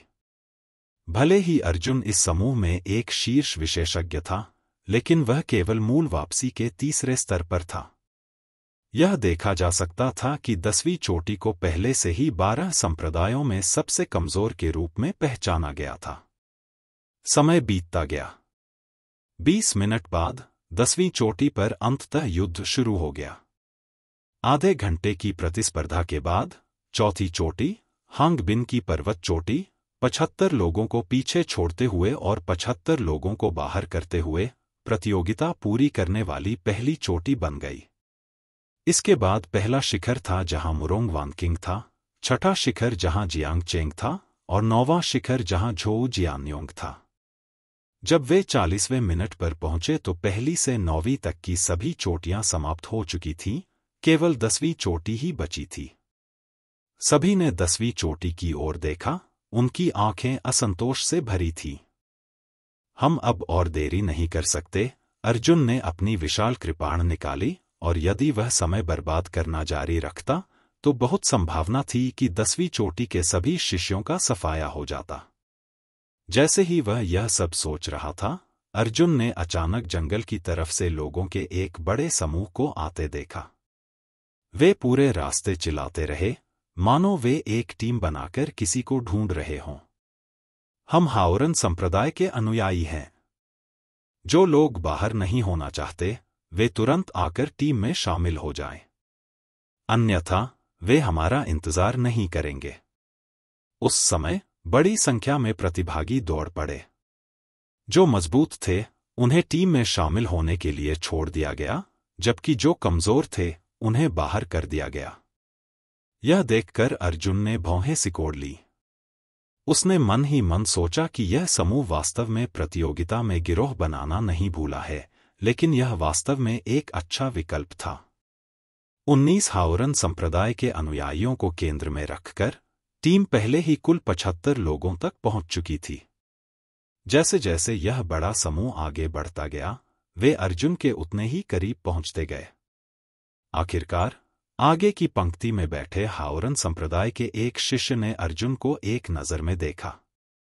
वहां हाओरन संप्रदाय के शिष्य जोर से हंसे, अर्जुन, मैंने तुम्हें पा लिया। क्या? टीम के बाहरी संप्रदाय के शिष्यों ने जल्दी से कहा, हम अर्जुन से लड़ने जा रहे हैं। क्या यह बुरा नहीं है? हम अन्य प्रतियोगियों पर हमला कर सकते हैं। इस तरह से यह आसान होगा। यह सुनकर हाओरन संप्रदाय के शिष्य ने बाहरी संप्रदाय के शिष्य को बाहर निकाल दिया और चिल्लाया, तुम समाप्त हो गए। फिर उसने उस शिष्य की ओर इशारा किया जिसे लात मारकर जमीन पर गिरा दिया गया था और चिल्लाया, उसे मार डालो। प्रशिक्षु की चौंकती निगाहों के सामने 1 दर्जन से अधिक प्रतियोगी आगे बढ़े और उनकी मुट्ठियां और हथियार बेतरतीब ढंग से फट गए, जिससे प्रशिक्षु की मौके पर ही मौत हो गई। इस दृश्य को देखकर दर्शक भी दंग रह गए। यह छोटी दुनिया के लिए अस्तित्व का एक क्रूर नियम था। अल्पसंख्यकों को बहुमत का कहना मानना पड़ता था, अन्यथा उनके लिए खड़े होने की कोई जगह नहीं होती। जिस शिष्य को पीट पीट कर मार डाला गया था, वह आत्मसमर्पण का एक भी शब्द नहीं बोल सका। बाकी 9 चोटियों में से किसी ने भी ऐसा दृश्य पहले कभी नहीं देखा था। केवल 10वीं चोटी पर बहुत देर हो गई थी, जिससे वर्तमान वातावरण देखने में चौंकाने वाला था। हाओरन संप्रदाय के अनुयायी की सच्ची भुजा चिल्लाई, क्या कोई और है जिसे मेरे शब्दों पर संदेह है? पूरी टीम में से किसी ने भी दोबारा बोलने की हिम्मत नहीं जुटाई। यह अच्छा है, हाओरन संप्रदाय के शिष्य ने अर्जुन की ओर इशारा किया और चिल्लाया, उसे मार डालो। डरो मत, हम में से बहुत से लोग हैं। चाहे वह कितना भी शक्तिशाली क्यों न हो, वह अभी भी अकेला है। क्या तुम गंभीर हो? अर्जुन ने अपनी आंखें सिकोड़ ली और हाओरन संप्रदाय के शिष्य को नीचे देखा। उसने ठंडे स्वर में कहा, इतना महत्वपूर्ण कार्यक्रम, क्या तुम वाकई मेरे साथी शिष्य से निपटने के लिए इतने सारे लोगों को इकट्ठा करना चाहते हो? शर्म की बात है, हार जैसी कोई बात नहीं होती, है ना? यहां कुल 12 संप्रदाय हैं। आप किसको नहीं हरा सकते? आप अपने साथी संप्रदायों को पीटना चाहते हैं? इस प्रतियोगिता की शुरुआत में हाओरन संप्रदाय 2 संप्रदायों के बीच एक लड़ाई का मंचन करने वाला था। क्या उसने दुनिया में सभी को अपनी हंसी पर नहीं उड़ाया? ऐसी परिस्थितियों में अर्जुन के पास गुस्सा होने के अलावा कोई विकल्प नहीं था। अध्याय 246 पहली लहर। दर्शकों के बीच बैठे म्यूजुएकी ने बार बार भौहें सिकोड़ी। क्या हाओरन संप्रदाय की एकता इसी तरह प्रकट हुई थी? किसी ने फुसफुसाते हुए कहा, अर्जुन की ताकत स्पष्ट है। उन्होंने अर्जुन को अपना लक्ष्य क्यों चुना? इसका कोई मतलब नहीं है। किसी ने फुसफुसाते हुए कहा, शायद क्योंकि अर्जुन बहुत शक्तिशाली है, उन्हें अर्जुन से छुटकारा पाने की पूरी कोशिश करनी चाहिए जब वे समूहों में हमला कर सकते हैं, ताकि वे भविष्य में फिर से न मिलें। उस समय भले ही वे समूहों में अर्जुन पर हमला करना चाहें, वे ऐसा करने में सक्षम नहीं होंगे। हालांकि यह केवल मेरी अटकलें हैं। शायद इसके अन्य कारण भी हों। मुझे यकीन नहीं है। आखिरकार ऐसा करना बहुत जोखिम भरा है। अन्य लोगों को इसका कारण नहीं पता था, लेकिन प्रकृति संप्रदाय की द्वितीय श्रेणी अकादमी के सभी छात्रों को इसका कारण पता था। क्योंकि पूरे द्वितीय श्रेणी अकादमी में ऐसा कोई नहीं था जो अर्जुन से नफरत न करता हो। मार्शल आर्ट्स हॉल में वापस आकर अर्जुन ने अकेले ही 3 सेकंड ग्रेड के छात्रों को हरा दिया था। उस बड़े पैमाने पर संघर्ष ने सेकंड ग्रेड के छात्रों को बदनाम कर दिया था, जिससे सभी सेकंड ग्रेड के छात्र अर्जुन से नफरत करने लगे थे। दूर से हांगबिन और जियांग चेंग दोनों ही उपहास कर रहे थे। उनके हाव भाव में कोई आश्चर्य नहीं था। जाहिर है, उन्हें पता था कि 10वीं चोटी इस बिंदु तक जरूर पहुंचेगी। तुम लोगों के पास कोई योजना है ना? अर्जुन ने 74 लोगों की ओर देखा और ठंडे स्वर में कहा। ऐसा लगता है कि लुओ युआन सही था। जब वह नशे में धुत सपनों के मंडप में था, तो लुओ युआन ने पहले ही अर्जुन को याद दिला दिया था कि दूसरी कक्षा के छात्र सभी अपनी मुट्ठी रगड़ रहे थे, संयुक्त परीक्षा में अर्जुन को हरा देना चाहते थे। अर्जुन, क्या तुम्हें अब भी मेरी याद है? समूह के भीतर से एक उदास आवाज आई और फिर एक आकृति बाहर आई। यह व्यक्ति जियांग चेंग के दस्ते के सदस्यों में से एक था, बंदूक के साथ लंबा और पतला आदमी। जब वह शराबी ड्रीम पैवेलियन में था, तो उसे अर्जुन ने लगभग पीट पीट कर मार डाला था। अर्जुन ने ऊपर देखा और हंसते हुए कहा, अच्छा अच्छा अच्छा, तुम्हें सचमुच हमारी सारी शिकायतें दुनिया के सामने उजागर करनी होंगी, ताकि बाहरी लोग तुम पर हंस सकें। क्या तुम यह कहने से डर रहे हो? लंबे और पतले आदमी ने दांत पीसते हुए ठंडे स्वर में कहा, अगर मुझे पहले पता होता तो तुम्हें हमें उस समय उकसाना नहीं चाहिए था। इतना कहने के बाद लंबा और पतला आदमी अपनी बाह उठाकर चिल्लाया, छोटा कमीना जियांग हाथापाई की लड़ाई में बहुत अच्छा है। सब लोग उसके करीब मत जाओ। उसे अपने युआन क्यूई से मार डालो। जैसे ही उन्होंने बोलना समाप्त किया, 70 से अधिक लोगों ने एक साथ अपने हथियार उठाए और अर्जुन पर लंबी दूरी से हमला कर दिया। उसी समय एक चमकदार युआन क्यू हमला ज्वार की लहर की तरह अर्जुन की ओर बढ़ा। वह दुबला-पतला लंबा आदमी वास्तव में बहुत बुद्धिमान था। चाहे अर्जुन कितना भी शक्तिशाली क्यों न हो, भले ही वह इतना शक्तिशाली क्यों न हो कि वह स्वर्ग को भी चुनौती दे रहा हो, उसके लिए 74 मूल क्षेत्र के मार्शल कलाकारों के सामूहिक हमलों का सामना करना असंभव था। वह चौंक गया और समूह के हमले से बचने के लिए उसने जल्दी से 3 बार छलांग लगाई। युआन क्यू के भयानक हमले से पहाड़ के किनारे पर तुरंत ही एक बड़ा अंतर पैदा हो गया। हालांकि हमलों का यह समूह एक विशाल दृश्य की तरह लग रहा था, वास्तव में 74 लोग बस युआन क्यूई का एक कतरा फेंक रहे थे।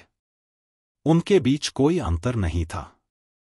अर्जुन ने अभी एक समूह के हमले को चकमा दिया ही था कि दूसरा समूह हमला करने आ पहुंचा। अर्जुन ने अपनी युआन क्यूई को अपने पैरों में डाला और एक और लंबी दूरी तक चकमा दिया।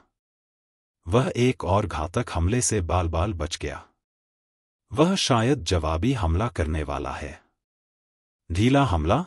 वह लंबा और पतला आदमी बहुत मजबूत था और अर्जुन की स्थिति को अच्छी तरह से जानता था। वह जानता था कि अर्जुन के पास जवाबी हमला करने के अलावा कोई और रास्ता नहीं था। परिणामस्वरूप 74 लोगों द्वारा तीसरे समूह पर हमला करने के लिए इस्तेमाल की गई युआन क्यू की 74 किस्में एक बड़ी गेंद में संघनित नहीं हुईं और सटीक रूप से किसी क्षेत्र पर नहीं गिरीं। इसके बजाय सभी युआन क्यू फैल गईं और पंखे के आकार में अर्जुन की ओर उड़ गईं। अर्जुन वास्तव में जवाबी कार्रवाई करना चाहता था, लेकिन वर्तमान स्थिति में आगे बढ़ने का कोई रास्ता नहीं था। युआन क्यों हर जगह था? छुपना? सौभाग्य से युआन क्यों अधिक बिखरा हुआ था। अर्जुन ने बस अपनी भारी कृपाण उठाई और तलवार की रोशनी की 3 कृपाण किरणों का सीधा सामना किया। जोरदार धमाके के साथ अर्जुन 2 से 3 मीटर पीछे गिर गया और उसके पैर पहले से ही पर्वत शिखर के किनारे पर थे। हे भगवान! दर्शकों की सीटों से एक आकाश कंपायमान चीख आई।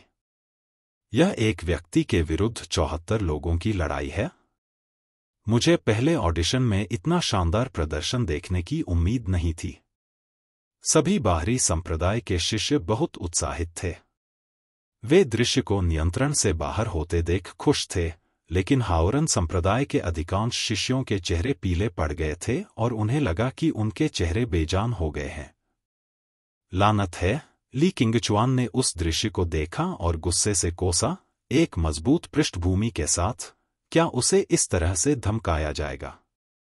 मैंने उन्हें लुओ युआन और अन्य लोगों के साथ इस तरह से व्यवहार करते नहीं देखा।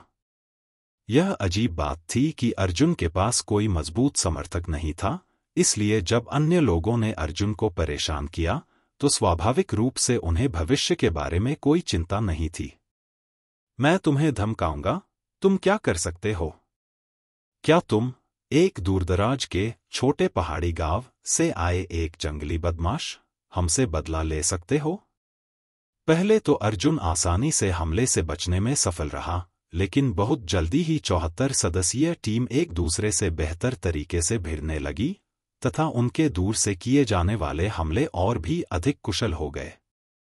इस समय अर्जुन पहले से ही समूह के हमले से बचने के लिए संघर्ष कर रहा था। परिणामस्वरूप और भी बदतर दृश्य सामने आया।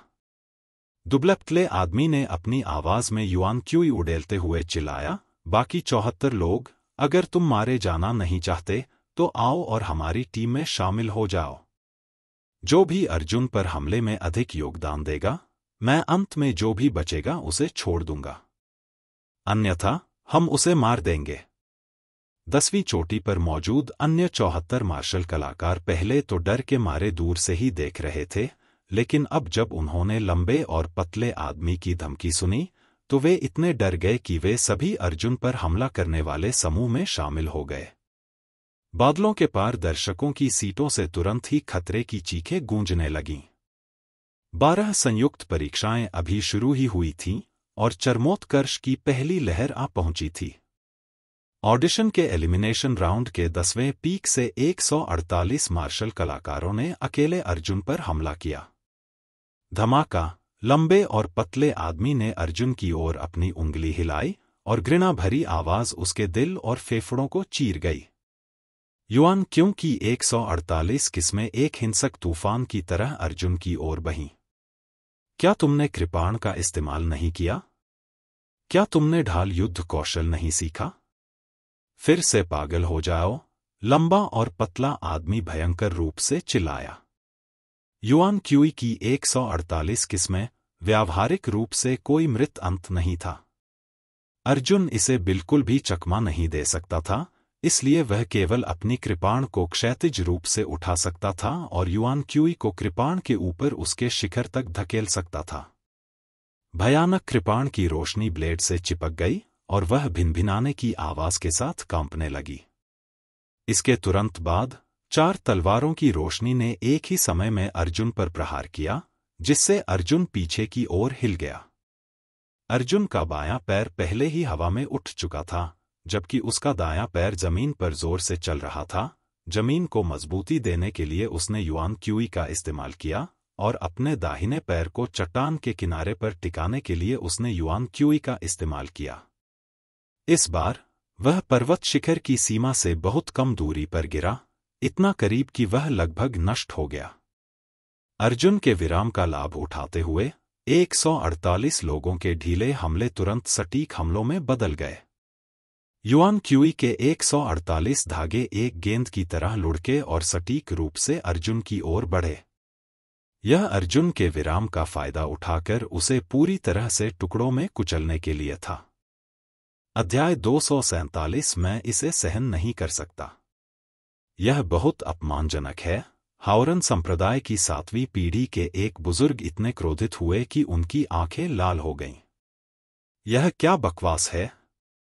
अर्जुन हमारे हाओरन संप्रदाय में सबसे मजबूत व्यक्ति है।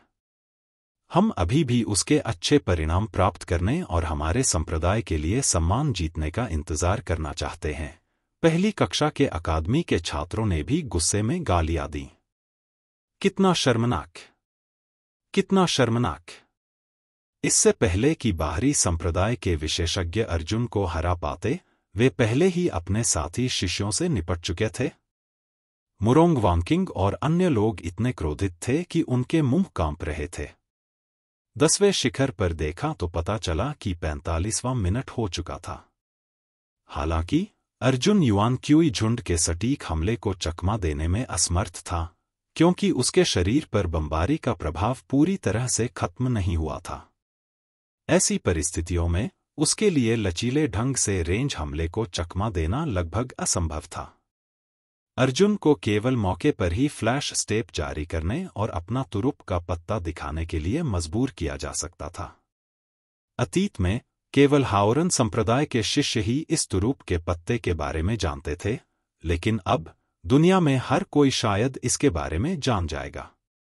हालांकि चूंकि फ्लैश स्टेप्स बहुत तेज थे, इसलिए वे केवल थोड़ी दूरी पर ही सीधी रेखा में आगे बढ़ सकते थे।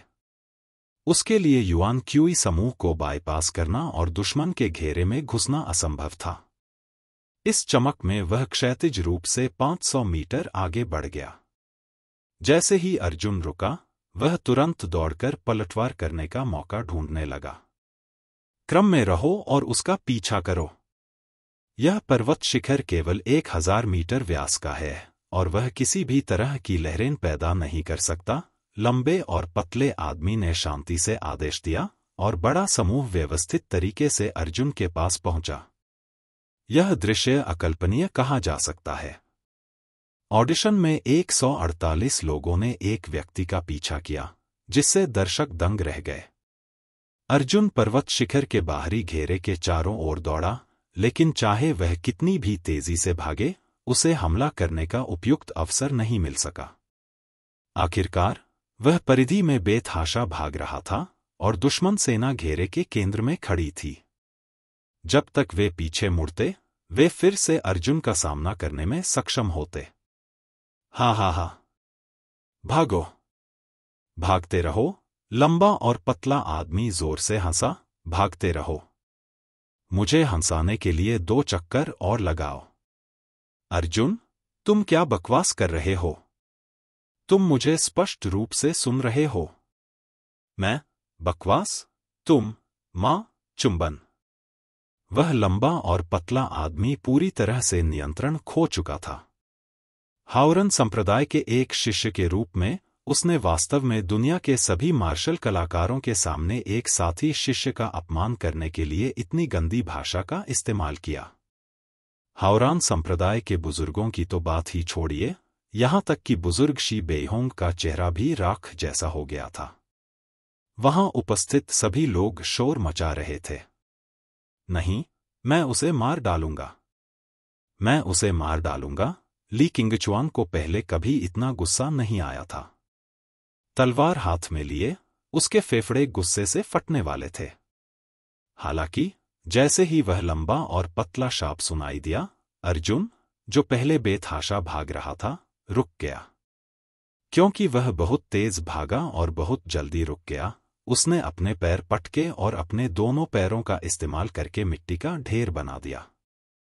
मिट्टी का ढेर तुरंत टूट गया और कुचले हुए पत्थर और कीचड़ बेतरतीब ढंग से बाहर निकल आए। अर्जुन ने कृपाण पकड़ ली और दूर से उस लंबे और पतले आदमी को देखा, लेकिन आश्चर्यजनक रूप से उसने बहुत शांत आवाज में कहा, तुम इसे फिर से कहो। यह आवाज बिना किसी भावना के स्वच्छ जल में विलीन हो गई, ठीक वैसे ही जैसे तूफान की पूर्व संध्या पर शांति छा जाती है। दुबले-पतले लंबे आदमी ने कमजोरी का कोई लक्षण नहीं दिखाया। उसने दांत पीसते हुए कहा, मैं, तुम हो। फुफ! अर्जुन ने एक लंबी सांस छोड़ी और अचानक अपना सिर नीचे कर लिया। अरे! लुओ युआन का दिल धड़क उठा। अर्जुन का मध्य कौशल। उस आदमी ने जानबूझकर उसे गुस्सा दिलाया। अर्जुन के गुस्से के कारण वह निश्चित रूप से इसकी परवाह किए बिना आगे बढ़ गया। इस तरह युआन क्यूई झुंड द्वारा उस पर इस हद तक हमला किया जाएगा कि उसके पास कोई टुकड़ा भी नहीं बचेगा। लेकिन इस समय हवा चल रही थी। अचानक एक भयंकर तूफान आया जिसने पेड़ों को अपनी चपेट में ले लिया और उन्हें झुका दिया। मैदान के बाहरी किनारे पर एक अवरोध था। बाहर की पहाड़ी हवा अंदर नहीं आ पा रही थी और अचानक हवा का झोंका और भी विचित्र था। हमला! वह आ रहा है, दुबला पतला आदमी आश्चर्य से चिल्लाया। जैसे ही वह बोल रहा था, युआन क्यूई की 148 किस्में अर्जुन की ओर छिड़की गईं। यह दुबला पतला और लंबा रणनीति थी। सबसे पहले उसने अर्जुन को भारी प्रभाव देने के लिए अपने ढीले हमलों का इस्तेमाल किया। अर्जुन में गतिरोध का फायदा उठाते हुए उसने इसका इस्तेमाल सटीक हमला करने के लिए किया। हालांकि इसके बाद जो हुआ वह सबकी उम्मीदों से परे था। एक तेज हवा उनकी ओर बही जो अर्जुन के शरीर को सहारा देते हुए भीड़ की ओर बही। युआन क्यूई के तूफान का सामना करते हुए अर्जुन का शरीर अचानक आंधी में मुरझाए पत्ते की तरह डगमगाने लगा। चौंकाने वाली बात यह थी कि अर्जुन वास्तव में चकमा दे गया था। उसका शरीर हवा की तरह हल्का और मुक्त था तथा पानी की तरह चिकना था। उस अभेद्य युआन क्यू बौछार में वह एक भूतिया गति तकनीक के साथ आगे पीछे फिसल रहा था। युआन क्यू की धाराएं लगभग अर्जुन के शरीर के पास से गुजर गईं, लेकिन अर्जुन हमेशा सबसे सही कोण से इसे चकमा देने में सक्षम था। उसके लिए इसे बाद में या उससे अधिक समय तक चकमा देना असंभव था। क्या? लंबा और पतला आदमी चौंक गया। अर्जुन को करीब आते देख वह जल्दी से चिल्लाया, जल्दी करो, जल्दी करो। तुम सब इस डैडी के लिए अपनी पूरी ताकत लगाओ। किसी ने सुनने की हिम्मत नहीं की और पागलों की तरह जल्दी से अपने युआन क्यूई बाहर फेंक दिया। इस बार युआन क्यूई के हमले और भी तीव्र हो गए। हालांकि क्योंकि उनके कदम अब एकीकृत नहीं थे, समूह द्वारा उत्सर्जित युआन क्यूई पहले से ही विभिन्न रैंकों में विभाजित हो गए थे और वे असमान रूप से बिखरे हुए थे। यद्यपि समूह के हमले अधिक तीव्र और तेज थे, फिर भी अर्जुन के पास युद्धाभ्यास के लिए अधिक स्थान था। वह युआन क्यूई की धाराओं को पार करने के लिए एक समझ से परे विधि का उपयोग करते हुए आगे पीछे घूमता रहा तथा बार बार खतरे से बचता रहा। इस समय अर्जुन भीड़ से केवल 20 मीटर की दूरी पर था। यह कैसी घटिया हरकत है! अंततः उसकी लंबी और पतली आंखों में भय का भाव उभर आया। जल्दी करो और इसे मुझे दे दो। वह अंतिम शब्द नहीं बोल सका। अर्जुन का शरीर अचानक तेज हो गया और उसने नवीनतम हमले से बचने के लिए अपनी सबसे तेज गति का उपयोग किया तथा भीड़ के सामने पहुंच गया। गेल स्पीयर लाइट, लंबे और पतले आदमी के पास अब सैनिकों को आदेश देने का समय नहीं था। वह इतना डर गया कि उसने अपने हाथ में पकड़ा भाला अर्जुन पर फेंक दिया। भाले की रोशनी इतनी तेज थी कि वह पंखे के आकार की भाले की छाया में बदल गई। अर्जुन ने एक बार फिर चक्कर लगाया, एक विशाल चाप बनाया और भीड़ में घुस गया। लंबा और पतला आदमी जल्दी से भीड़ की ओर मुड़ा। इतने कम समय में वह अर्जुन को ठीक से नहीं ढूंढ पाया, इसलिए उसने बेरहमी से भीड़ पर बंदूक तान दी। भाले की रोशनी से आगे की पंक्ति में बैठे 3 लोग अचानक मधुमक्खियों के छत्ते में घुस गए। वे तीनों अविश्वसनीय आंखों से उस लंबे और पतले आदमी को घूरते रहे और एक के बाद एक मरने के लिए जमीन पर गिर पड़े। जिस समय दुबले पतले आदमी का हमला रुका, उसी समय भीड़ में अचानक एक छाया चमक उठी। वह छाया अचानक लंबे और पतले आदमी के सामने आ गई, जिससे डर के मारे उसकी पुतलियां सिकुड़ गईं और उसका दिल धड़कना बंद हो गया। यह अर्जुन था। अर्जुन की गति बहुत तेज थी। वह जल्दी से लंबे और पतले आदमी को पार कर गया और अपना बायां हाथ बढ़ाकर लंबे और पतले आदमी की गर्दन को लपेट लिया। जैसे ही अर्जुन बाहर भागा, लंबे और पतले आदमी को उसकी गर्दन से पीछे खींच लिया गया और उसका पूरा शरीर हवा में खींच लिया गया। अर्जुन ने अपनी पतली और लंबी गर्दन उसके चारों ओर लपेटी और ठंडे स्वर में कहा, तुमने अभी जो कहा उसके लिए मुझे फिर से डांटा। लंबे और पतले आदमी की आंखें खुली हुई थीं और इस समय उसे अचानक अपने दिल में बेहद पछतावा महसूस हुआ। लोग अपने किए पर तभी विचार करना शुरू करते हैं जब वे किसी निराशाजनक स्थिति में होते हैं, चाहे यह इसके लायक हो या नहीं। आमतौर पर इस समय बहुत देर हो चुकी होती है। अर्जुन बेतहाशा दौड़ते हुए अचानक नीचे झुका और अपने बाएं हाथ से लंबे और पतले कंधे को जोर से जमीन पर पटक दिया। लंबे और पतले आदमी ने अपने अंगों को इतना ऊपर उठा लिया कि उसकी आंखें लगभग शरीर से बाहर निकल गईं। इसके तुरंत बाद अर्जुन ने अपनी कृपाण उठाई और जमीन पर गिरा। दुबले और लंबे आदमी के सिर से खून निकला और वह टूट गया। उसने अपना सिर उठाया और अर्जुन ने उसे फिर से पकड़ लिया। अध्याय 248 उसे लड़ने दो। अर्जुन ने दुबले और लंबे आदमी के चमकते सिर को पकड़ लिया और अपना सिर नीचे झुकाकर खड़ा हो गया, जिससे उसके सिर पर लगा खून जमीन पर टपकने लगा। इस समय ऐसा लग रहा था मानो समय रुक गया हो और दर्शकों में से कोई भी शोरगुल नहीं मचा रहा था। इसके विपरीत हर किसी को अपने दिल की गहराइयों से एक अवर्णनीय ताजगी का एहसास हुआ। लड़ना तो एक युद्ध था, लेकिन किसी के सबसे करीबी रिश्तेदार का अपमान करना ऐसी बात थी जिसे कोई भी थोड़ा साहस रखने वाला व्यक्ति सहन नहीं कर सकता था। न केवल अर्जुन इसे सहन करने में असमर्थ था, बल्कि दर्शक भी उस दुबले आदमी से बेहद नफरत करते थे। अच्छा मारा, अचानक कोई खड़ा हुआ और चिल्लाया। लुओ युआन और अन्य लोगों ने खुशी से अपनी बाहें लहराईं। किसी को मारना तरोताजा महसूस करने के लायक नहीं था, लेकिन इस बार यह एक अपवाद था। दर्शकों की चीखें सुनकर 10वीं पीक की टीम घबरा गई। अंदर अभी भी 18 नेचर सेक्ट के शिष्य थे। इस समय ऑडिशन एलिमिनेशन राउंड का 50वां मिनट हो चुका था। वे पहले ही सामूहिक रूप से अर्जुन को अपमानित कर चुके थे और जानते थे कि अब उनके लिए माफी मांगने में बहुत देर हो चुकी है। उन्होंने बस अपने दांत पीस लिए और फिर से लड़ने लगे। 147 लोगों ने अर्जुन पर अंधाधुंध बमबारी शुरू कर दी, लेकिन अर्जुन उनके बहुत करीब था। एक झटके में वह भीड़ में घुस गया। वहां बहुत से लोग थे और उनके पास एक फायदा था। उन्होंने पहले ही यह दिखा दिया था, लेकिन यह एक बहुत बड़ा नुकसान भी था।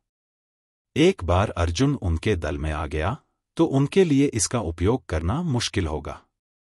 147 लोग एक साथ इकट्ठे हुए अर्जुन को कुछ भी नहीं कर पाए। कई लोगों ने तो गलती से अपने साथियों को भी घायल कर दिया। अर्जुन तेजी से भीड़ के बीच से गुजरा और केवल हावरान संप्रदाय के शिष्यों को ढूंढने लगा। एक साथी ग्रैंड मास्टर भाई के रूप में आपको इतना निर्दयी होने के लिए मार दिया जाना चाहिए। अर्जुन ने हावरन संप्रदाय के एक शिष्य की गर्दन पकड़ ली और अपनी तलवार से वार किया। यह शिष्य की पीठ में घुस गई। व्यक्तिगत दुश्मनी दुनिया के सामने लाने और संप्रदाय की सारी प्रतिष्ठा खोने के लिए तुम्हें मार दिया जाना चाहिए। अर्जुन ने एक अन्य हावरान संप्रदाय के शिष्य के पीछे चक्कर लगाया और उसकी पीठ पर लात मारी। शिष्य को लात मारकर उड़ा दिया गया और उसकी भौहों के बीच एक लंबी तलवार घुस गई। अपने साथियों के हाथों उसकी मृत्यु हो गई। हावरान संप्रदाय के अन्य अनुयायी बुरी तरह डर गए थे, इसलिए वे अर्जुन की तलाश करने और सभी दिशाओं में भागने की परवाह कैसे कर सकते थे। लेकिन अर्जुन जहां भी जाता वहां तूफान आ जाता। भीड़ में अराजकता बढ़ती जा रही थी, जिसके कारण हावरन संप्रदाय के अनुयायी भीड़ में हाथ हिलाते रहते थे और अपने साथियों के हथियारों से छिपते रहते थे। उन्हें बस कोई उपयुक्त अवसर नहीं मिल पा रहा था। जहां तक अर्जुन की बात है, वह एक भूत की तरह था, एक कीड़े की तरह जो उसके पीछे पीछे चल रहा था। वह पूरे रास्ते चलता रहा, हर जगह मारता रहा। हावरन संप्रदाय के एक अनुयायी का मानसिक संतुलन बिगड़ गया था। वह जोर से चिल्लाने लगा, आत्मसमर्पण करना चाहता था। हालांकि इससे पहले कि अर्जुन यह शब्द बोल पाता, उसे अर्जुन के ब्लेड से काट दिया गया और उसका गला काट दिया गया। हाओरन संप्रदाय के अनुयायी ने अपनी गर्दन पकड़ ली और व्यर्थ में खून थूक दिया। वह धीरे धीरे घुटनों के बल बैठा और धड़ाम से जमीन पर गिर पड़ा। मैं किसी महान कुलीन परिवार का वंशज नहीं हूं, अर्जुन ने एक शिष्य को लात मारी और एक बड़ी तलवार फेंकी, जिससे उस शिष्य का हृदय फट गया।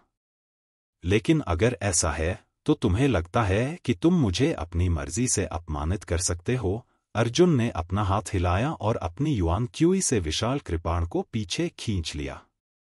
उसने उसे पकड़ लिया और क्षैतिज रूप से काट दिया, जिससे दूसरे शिष्य का सिर कट गया। बस एक बार कोशिश करके देखो। अर्जुन हवा में उछला और ऊपर से नीचे तक वार किया।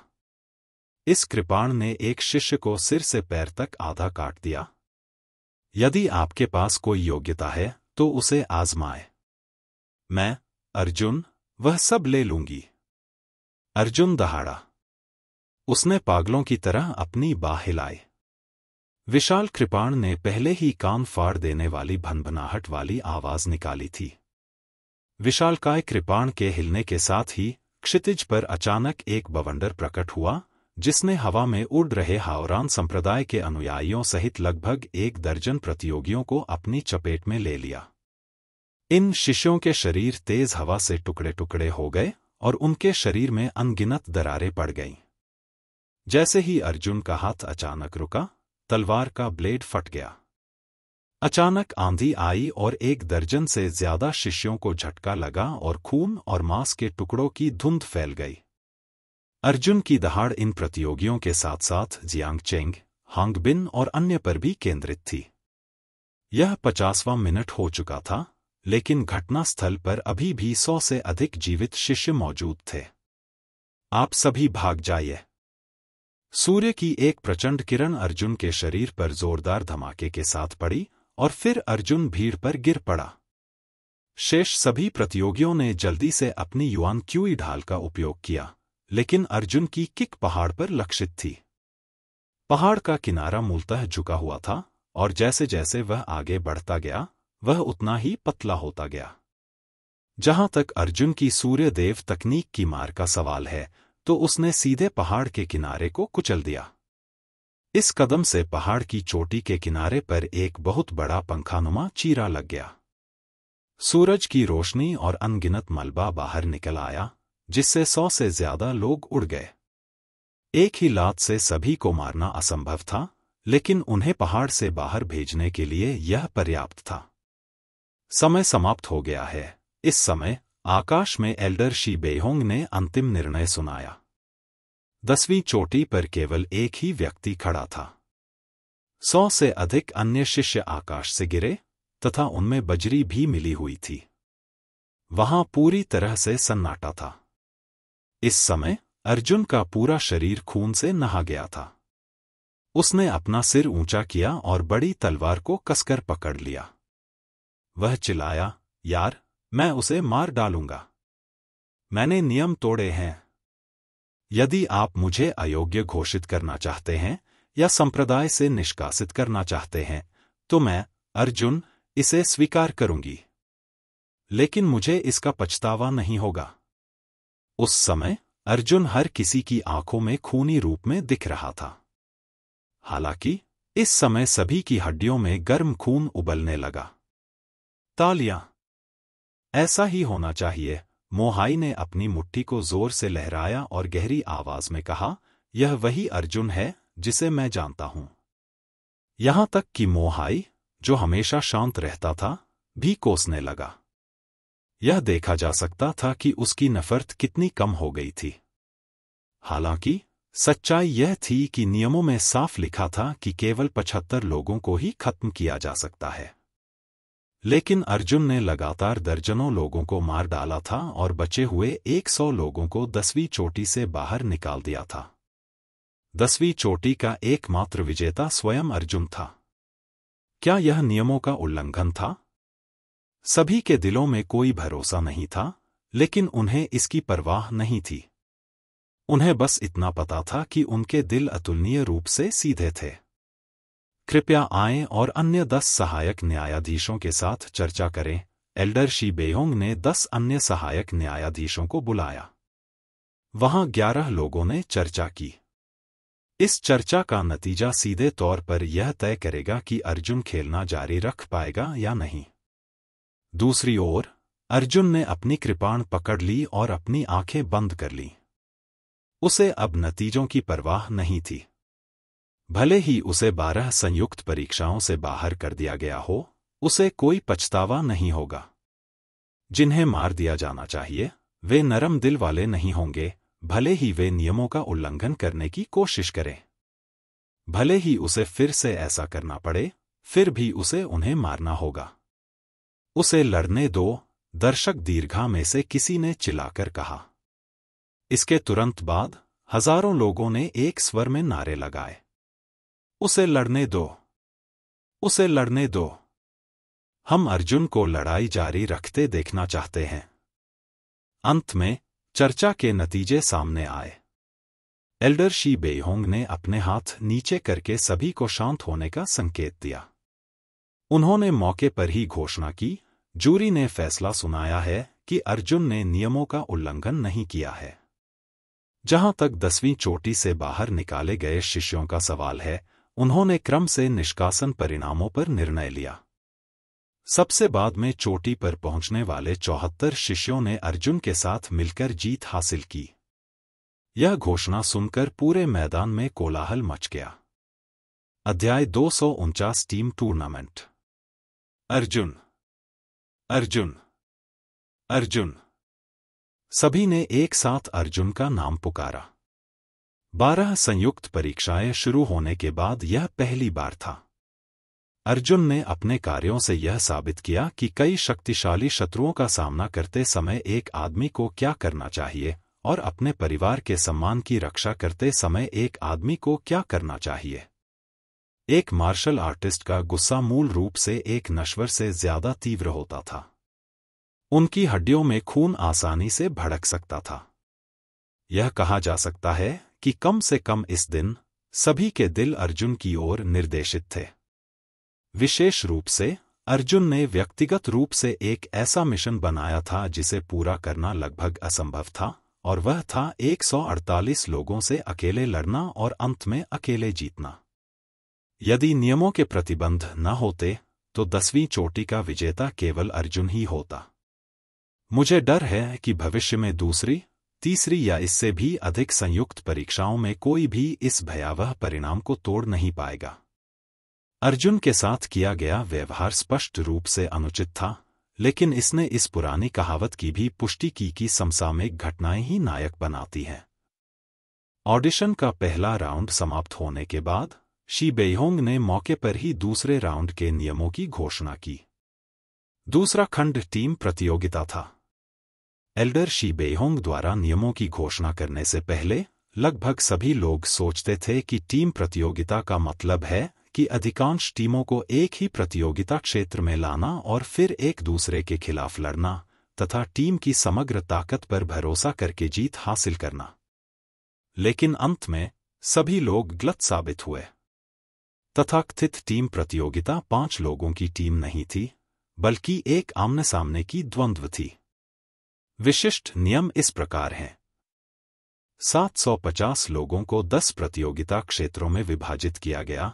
प्रत्येक में 75 लोग थे और प्रत्येक टीम में 5 लोग थे, जिसका मतलब था कि प्रत्येक प्रतियोगिता क्षेत्र में कुल 15 टीमें थीं। इसके बाद प्रत्येक प्रतियोगिता क्षेत्र की 15 टीमों को 3 समूहों में विभाजित किया गया। प्रत्येक समूह में 5 टीमें थीं। तीनों समूहों ने कुल मिलाकर प्रतियोगिता क्षेत्र में शीर्ष 3 स्थान प्राप्त किए। अंत में 12 समाप्त टीमों ने पुनरुत्थान की लड़ाई लड़ी। इस पुनरुत्थान की लड़ाई ने नियमों को बदल दिया और एक अराजक लड़ाई बन गई। 12 टीमों ने एक साथ लड़ाई लड़ी और अंत में एक टीम जीत गई। वे प्रतियोगिता क्षेत्र में शीर्ष 3 टीमों से मिले और एक साथ आगे बढ़े। ठीक है, चलो अब टीम की संरचना पूरी करने के लिए लॉटरी निकालते हैं। एल्डर शी बेहोंग ने अपना हाथ हिलाया और एक सहायक रेफरी ने तुरंत एक विशाल पत्थर की पटिया उठा ली। पत्थर की पटिया पर कुल 150 नाम लिखे थे। उनमें से अर्जुन भी सूची में था और अर्जुन के नाम के पीछे 32 इंच का अंक था। अर्जुन के अलावा हांग बिन, जियांग चेंग, मुरोंग वांकिंग और अन्य सभी सूची में थे। क्या यह हो सकता है? मोहाई और ली किंगचुआन ने एक दूसरे को देखा। 10 क्षेत्रों में कुल 150 टीमें थीं, लेकिन पत्थर की पटिया पर 150 नाम थे।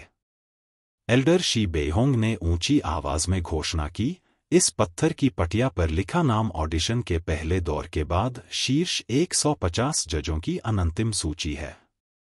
ये 150 लोग लॉटरी में भाग नहीं लेंगे, लेकिन उनके नाम के बाद एक नंबर प्लेट लगाई जाएगी। जब अन्य प्रतियोगी संबंधित नंबर प्लेट निकालेंगे, तो वे अपने समकक्षों की टीम में शामिल हो सकते हैं। अर्जुन और अन्य लोगों को बाहर जाने के लिए कहा गया और फिर शेष 600 लोग नंबर प्लेट निकालने के लिए पंक्ति में खड़े हो गए। मैं 23 नंबर का हूं, नंबर प्लेट खींचने वाले पहले व्यक्ति ने जल्दी से नंबर प्लेट उठाई और जोर से चिल्लाया और पत्थर की पटिया पर संबंधित व्यक्ति को देखने चला गया। पत्थर की पटिया पर संख्या 23 मुरोंग वांकिंग से मेल खाती थी। प्रतियोगी तुरंत खुशी से चिल्लाया, हा हा हा, सनसेट और मैं एक ही टीम में हैं। अब हम अमीर हैं। मुरोंग वांकिंग भावशून्य थी। उसे इस बात की परवाह नहीं थी कि उसकी टीम के सदस्य मजबूत हैं या नहीं, क्योंकि वह पहले से ही अर्जुन से प्रेरित थी। वह शीर्ष 3 में प्रवेश करने के लिए अपनी ताकत पर भरोसा करने के लिए तैयार थी। आहा, मैंने नंबर 1 निकाला। वरिष्ठ भाई हांग बिन और मैं एक ही टीम में हैं, एक और व्यक्ति खुशी से चिल्लाया। इस बार इसने तुरंत अन्य छात्रों की ईर्ष्या को आकर्षित किया। हांग बिन के साथ एक ही टीम में नियुक्त होने में सक्षम होने से मूल रूप से यह निश्चित माना जाता था कि वे आगे बढ़ने में सक्षम होंगे। यह सही है। इस बार नंबर प्लेट का क्रम जजों की समग्र शक्ति के आधार पर रैंकिंग है। वर्तमान में हांग बिन अभी भी नंबर 1 विशेषज्ञ है और दूसरा सबसे मजबूत झोउ जियान्योंग है। दर्शकों को यह समझ में नहीं आ रहा था कि अर्जुनहाई ने नॉकआउट दौर में इतना अच्छा प्रदर्शन क्यों किया, जबकि उसे टूर्नामेंट में 32वें सबसे मजबूत व्यक्ति का दर्जा दिया गया था। यदि दर्शकों को स्वयं चुनना हो तो वे संभवतः अर्जुन को नंबर 1 के रूप में चुनेंगे। चिल्लाना बंद करो। दर्शकों के बीच में एक संप्रदाय का अनुयायी बहुत नाराज था। वह चिल्लाया, बस मैच को ध्यान से देखो। रेफरी पैनल 11 रेफरी द्वारा चुना जाता है। स्वाभाविक रूप से उनके अपने कारण होंगे। वाह, मैं नंबर 3 हूं। मैं सीनियर भाई झोउ जियान्योंग के साथ एक ही टीम में हूं। हा हा हा, यह नंबर 2 है। वरिष्ठ भाई जियांग चेंग और मैं एक ही टीम में हैं। लॉटरी में भाग लेने वाले सभी प्रतिभागी बहुत घबराए हुए थे। वे सभी उम्मीद कर रहे थे कि वे अनुक्रम संख्या के सामने नंबर प्लेट निकाल सकें। अरे यार, मैंने 136 नंबर निकाला। इस बार यह खत्म हो गया। कुछ लोग खुश थे, जबकि अन्य स्वाभाविक रूप से चिंतित थे। जिन लोगों ने 100 नंबर की नंबर प्लेट खींची थी, वे अतुलनीय रूप से उदास थे। मैंने 32 नंबर निकाला। गुइहाई संप्रदाय के कपड़े पहने एक शिष्य ने अर्जुन की ओर देखा।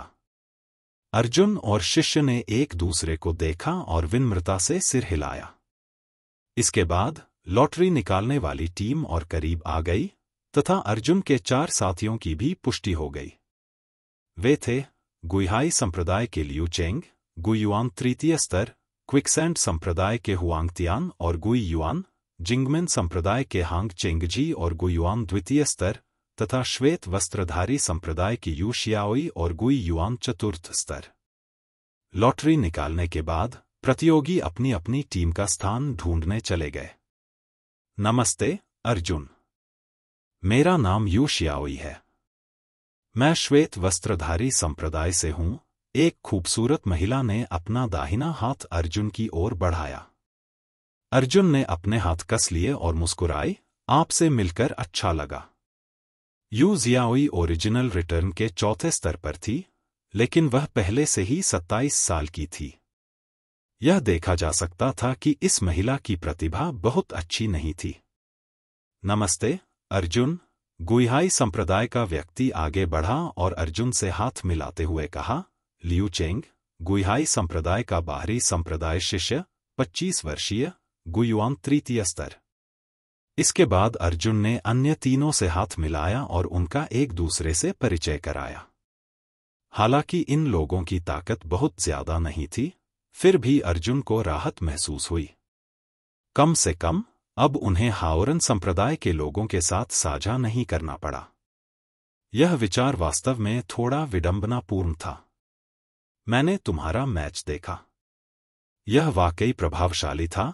लियू चेंग ने अर्जुन के कंधे पर थपथपाया और कहा, चिंता मत करो, हम चारों तुम्हारे भरोसेमंद टीम के साथी हैं। हाँ, अर्जुन, मैं आपके चरित्र की प्रशंसा करता हूं। यू शियाओई भी फूल की तरह मुस्कुराया और कहा, भले ही हम अपनी जान जोखिम में डालें, हम अंत तक आपके साथ लड़ेंगे। आप सभी का धन्यवाद। मुझे उम्मीद है कि हम एक दूसरे की मदद कर सकेंगे और अच्छी रैंकिंग के लिए प्रयास कर सकेंगे, अर्जुन ने कृतज्ञतापूर्वक कहा। अध्याय 250 नई दुश्मनी और पुरानी नफरत। ठीक है, सभी ने अपनी अपनी टीम बना ली है। फिर भंग कर दो। टीम प्रतियोगिता कल सुबह होगी। मुझे उम्मीद है कि सभी लोग समय पर पहुंच जाएंगे। एल्डर शी बेहोंग ने ताली बजाई और ऑडिशन एलिमिनेशन टूर्नामेंट आधिकारिक रूप से समाप्त हो गया। हालांकि यह ध्यान देने योग्य बात थी कि आज प्रतियोगियों को केवल अपनी टीमें ही मिली थीं, लेकिन उन्हें मौके पर प्रतियोगिता क्षेत्र में नियुक्त नहीं किया गया था। दूसरे शब्दों में, अब तक किसी को नहीं पता था कि उनके दुश्मन कौन थे।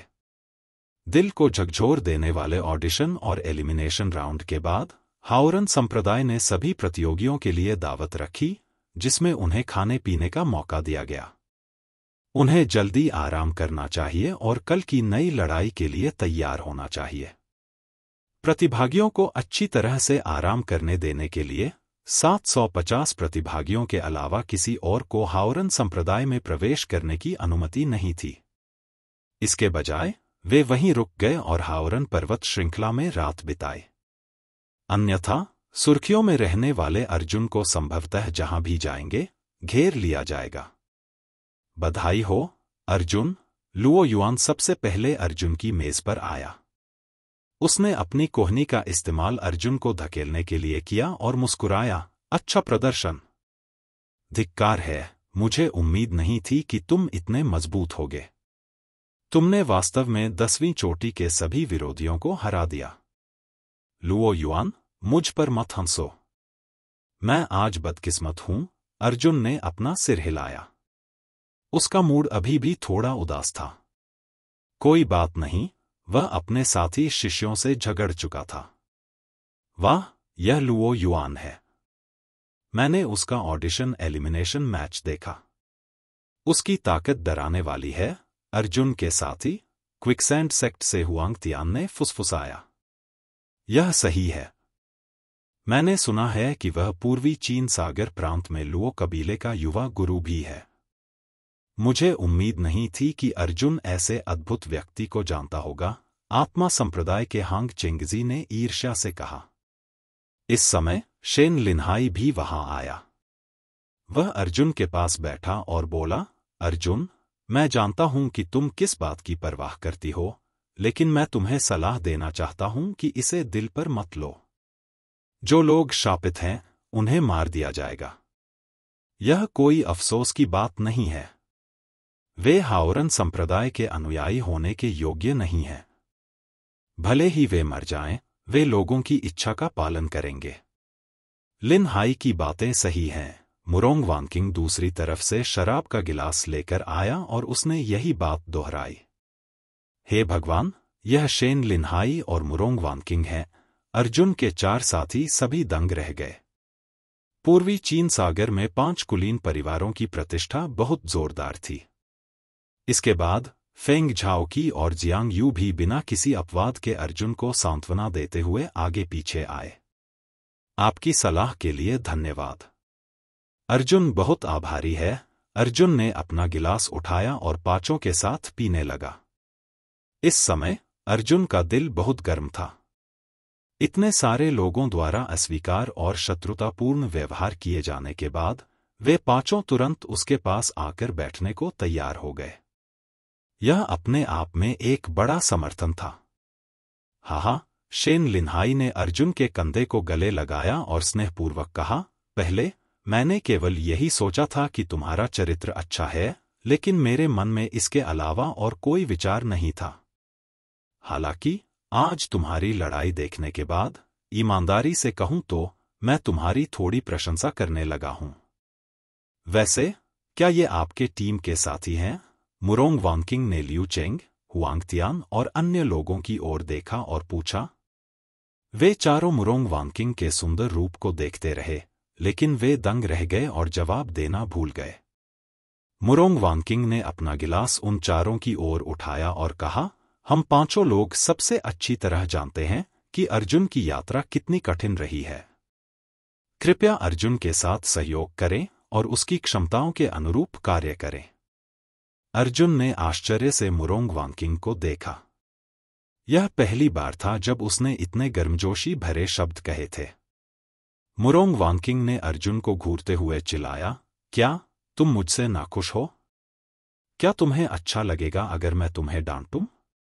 अर्जुन जोर से हंस पड़ा, लेकिन उसके दिल में एक गर्म धारा बह रही थी। सूर्यास्त, हम सभी बता सकते हैं कि तुम अर्जुन में रुचि रखते हो। लुओ युआन हंसा और फुसलाया, तुम और अर्जुन एक जोड़ी क्यों नहीं बनाते? हाँ, मुझे भी ऐसा ही लगता है। जियांग यू ने गंभीरता से सिर हिलाया, लेकिन कोई यह बता सकता था कि वह अपनी हंसी दबा रही थी। तुम क्या बकवास कर रहे हो? मुरोंग वांकिंग की आंखें चौड़ी हो गईं और उसका चेहरा तुरंत लाल हो गया। उसने गुस्से से कहा, मैं उसके जैसे जंगली लड़के को कैसे पसंद कर सकती हूं? मुझे उससे बहुत देर हो चुकी है। फेंग झाओकी ने लंबे समय तक चुप्पी बनाए रखने के बाद शराब का गिलास हाथ में पकड़ते हुए सिर हिलाया। जाओ क्यों? तुम भी मेरे साथ मजाक कर रहे हो? मुरोंग वांकिंग की अभिव्यक्ति बदसूरत और बदसूरत होती गई और वह अपना आपा खोने वाली थी। ठीक है। अर्जुन जल्दी से चीजों को सही करने के लिए बाहर आया और कहा, इस तरह मजाक मत करो। सनसेट सन अभी भी एक लड़की है, इसलिए ऐसा कहना अच्छा नहीं है। अर्जुन ने उनके मजाक को दिल पर नहीं लिया। जो कोई भी उसे पसंद करता है, मुरोंग वांकिंग उसे पसंद नहीं करेगा, है ना? यह पहले से ही स्वर्ग का आशीर्वाद था कि वह उससे नफरत नहीं करती थी। 3 बार शराब पीने के बाद अर्जुन दिन भर की अपनी नाखुशी को भूल गया और सभी के साथ बातचीत करने लगा। अचानक एक बड़ा हाथ मेज पर जोर से पड़ा, जिससे मेज पर रखे सभी बर्तन उछलकर ऊपर आ गए। सभी ने अपना सिर उठाया और देखा कि ये हांगबिन, जियांग चेंग, झोउ जियान्योंग और अन्य लोग थे जिन्होंने इतनी शराब पी रखी थी कि उनके चेहरे लाल हो गए थे। मुसीबत ढूंढना है। मुरोंग वांकिंग का गुस्सा इतना गर्म था कि वह अचानक खड़ी हो गई। हांगबिन ने हंसते हुए कहा, चिंता मत करो, हम यहां टोस्ट करने आए हैं। जियांग चेंग मुरोंग वांकिंग की पृष्ठभूमि से डरता था, लेकिन हांगबिन, झोउ जियान्योंग, चू यान और अन्य लोग डरते नहीं थे। वे कुछ लोग वास्तव में बिना सहमति के बैठ गए। हा, शेन लिनहाई ने अपनी कलाई रगड़ते हुए कहा, मैं तुम्हें सलाह देता हूं कि तुम समझदारी से काम लो और ईमानदारी से जाओ। नहीं तो?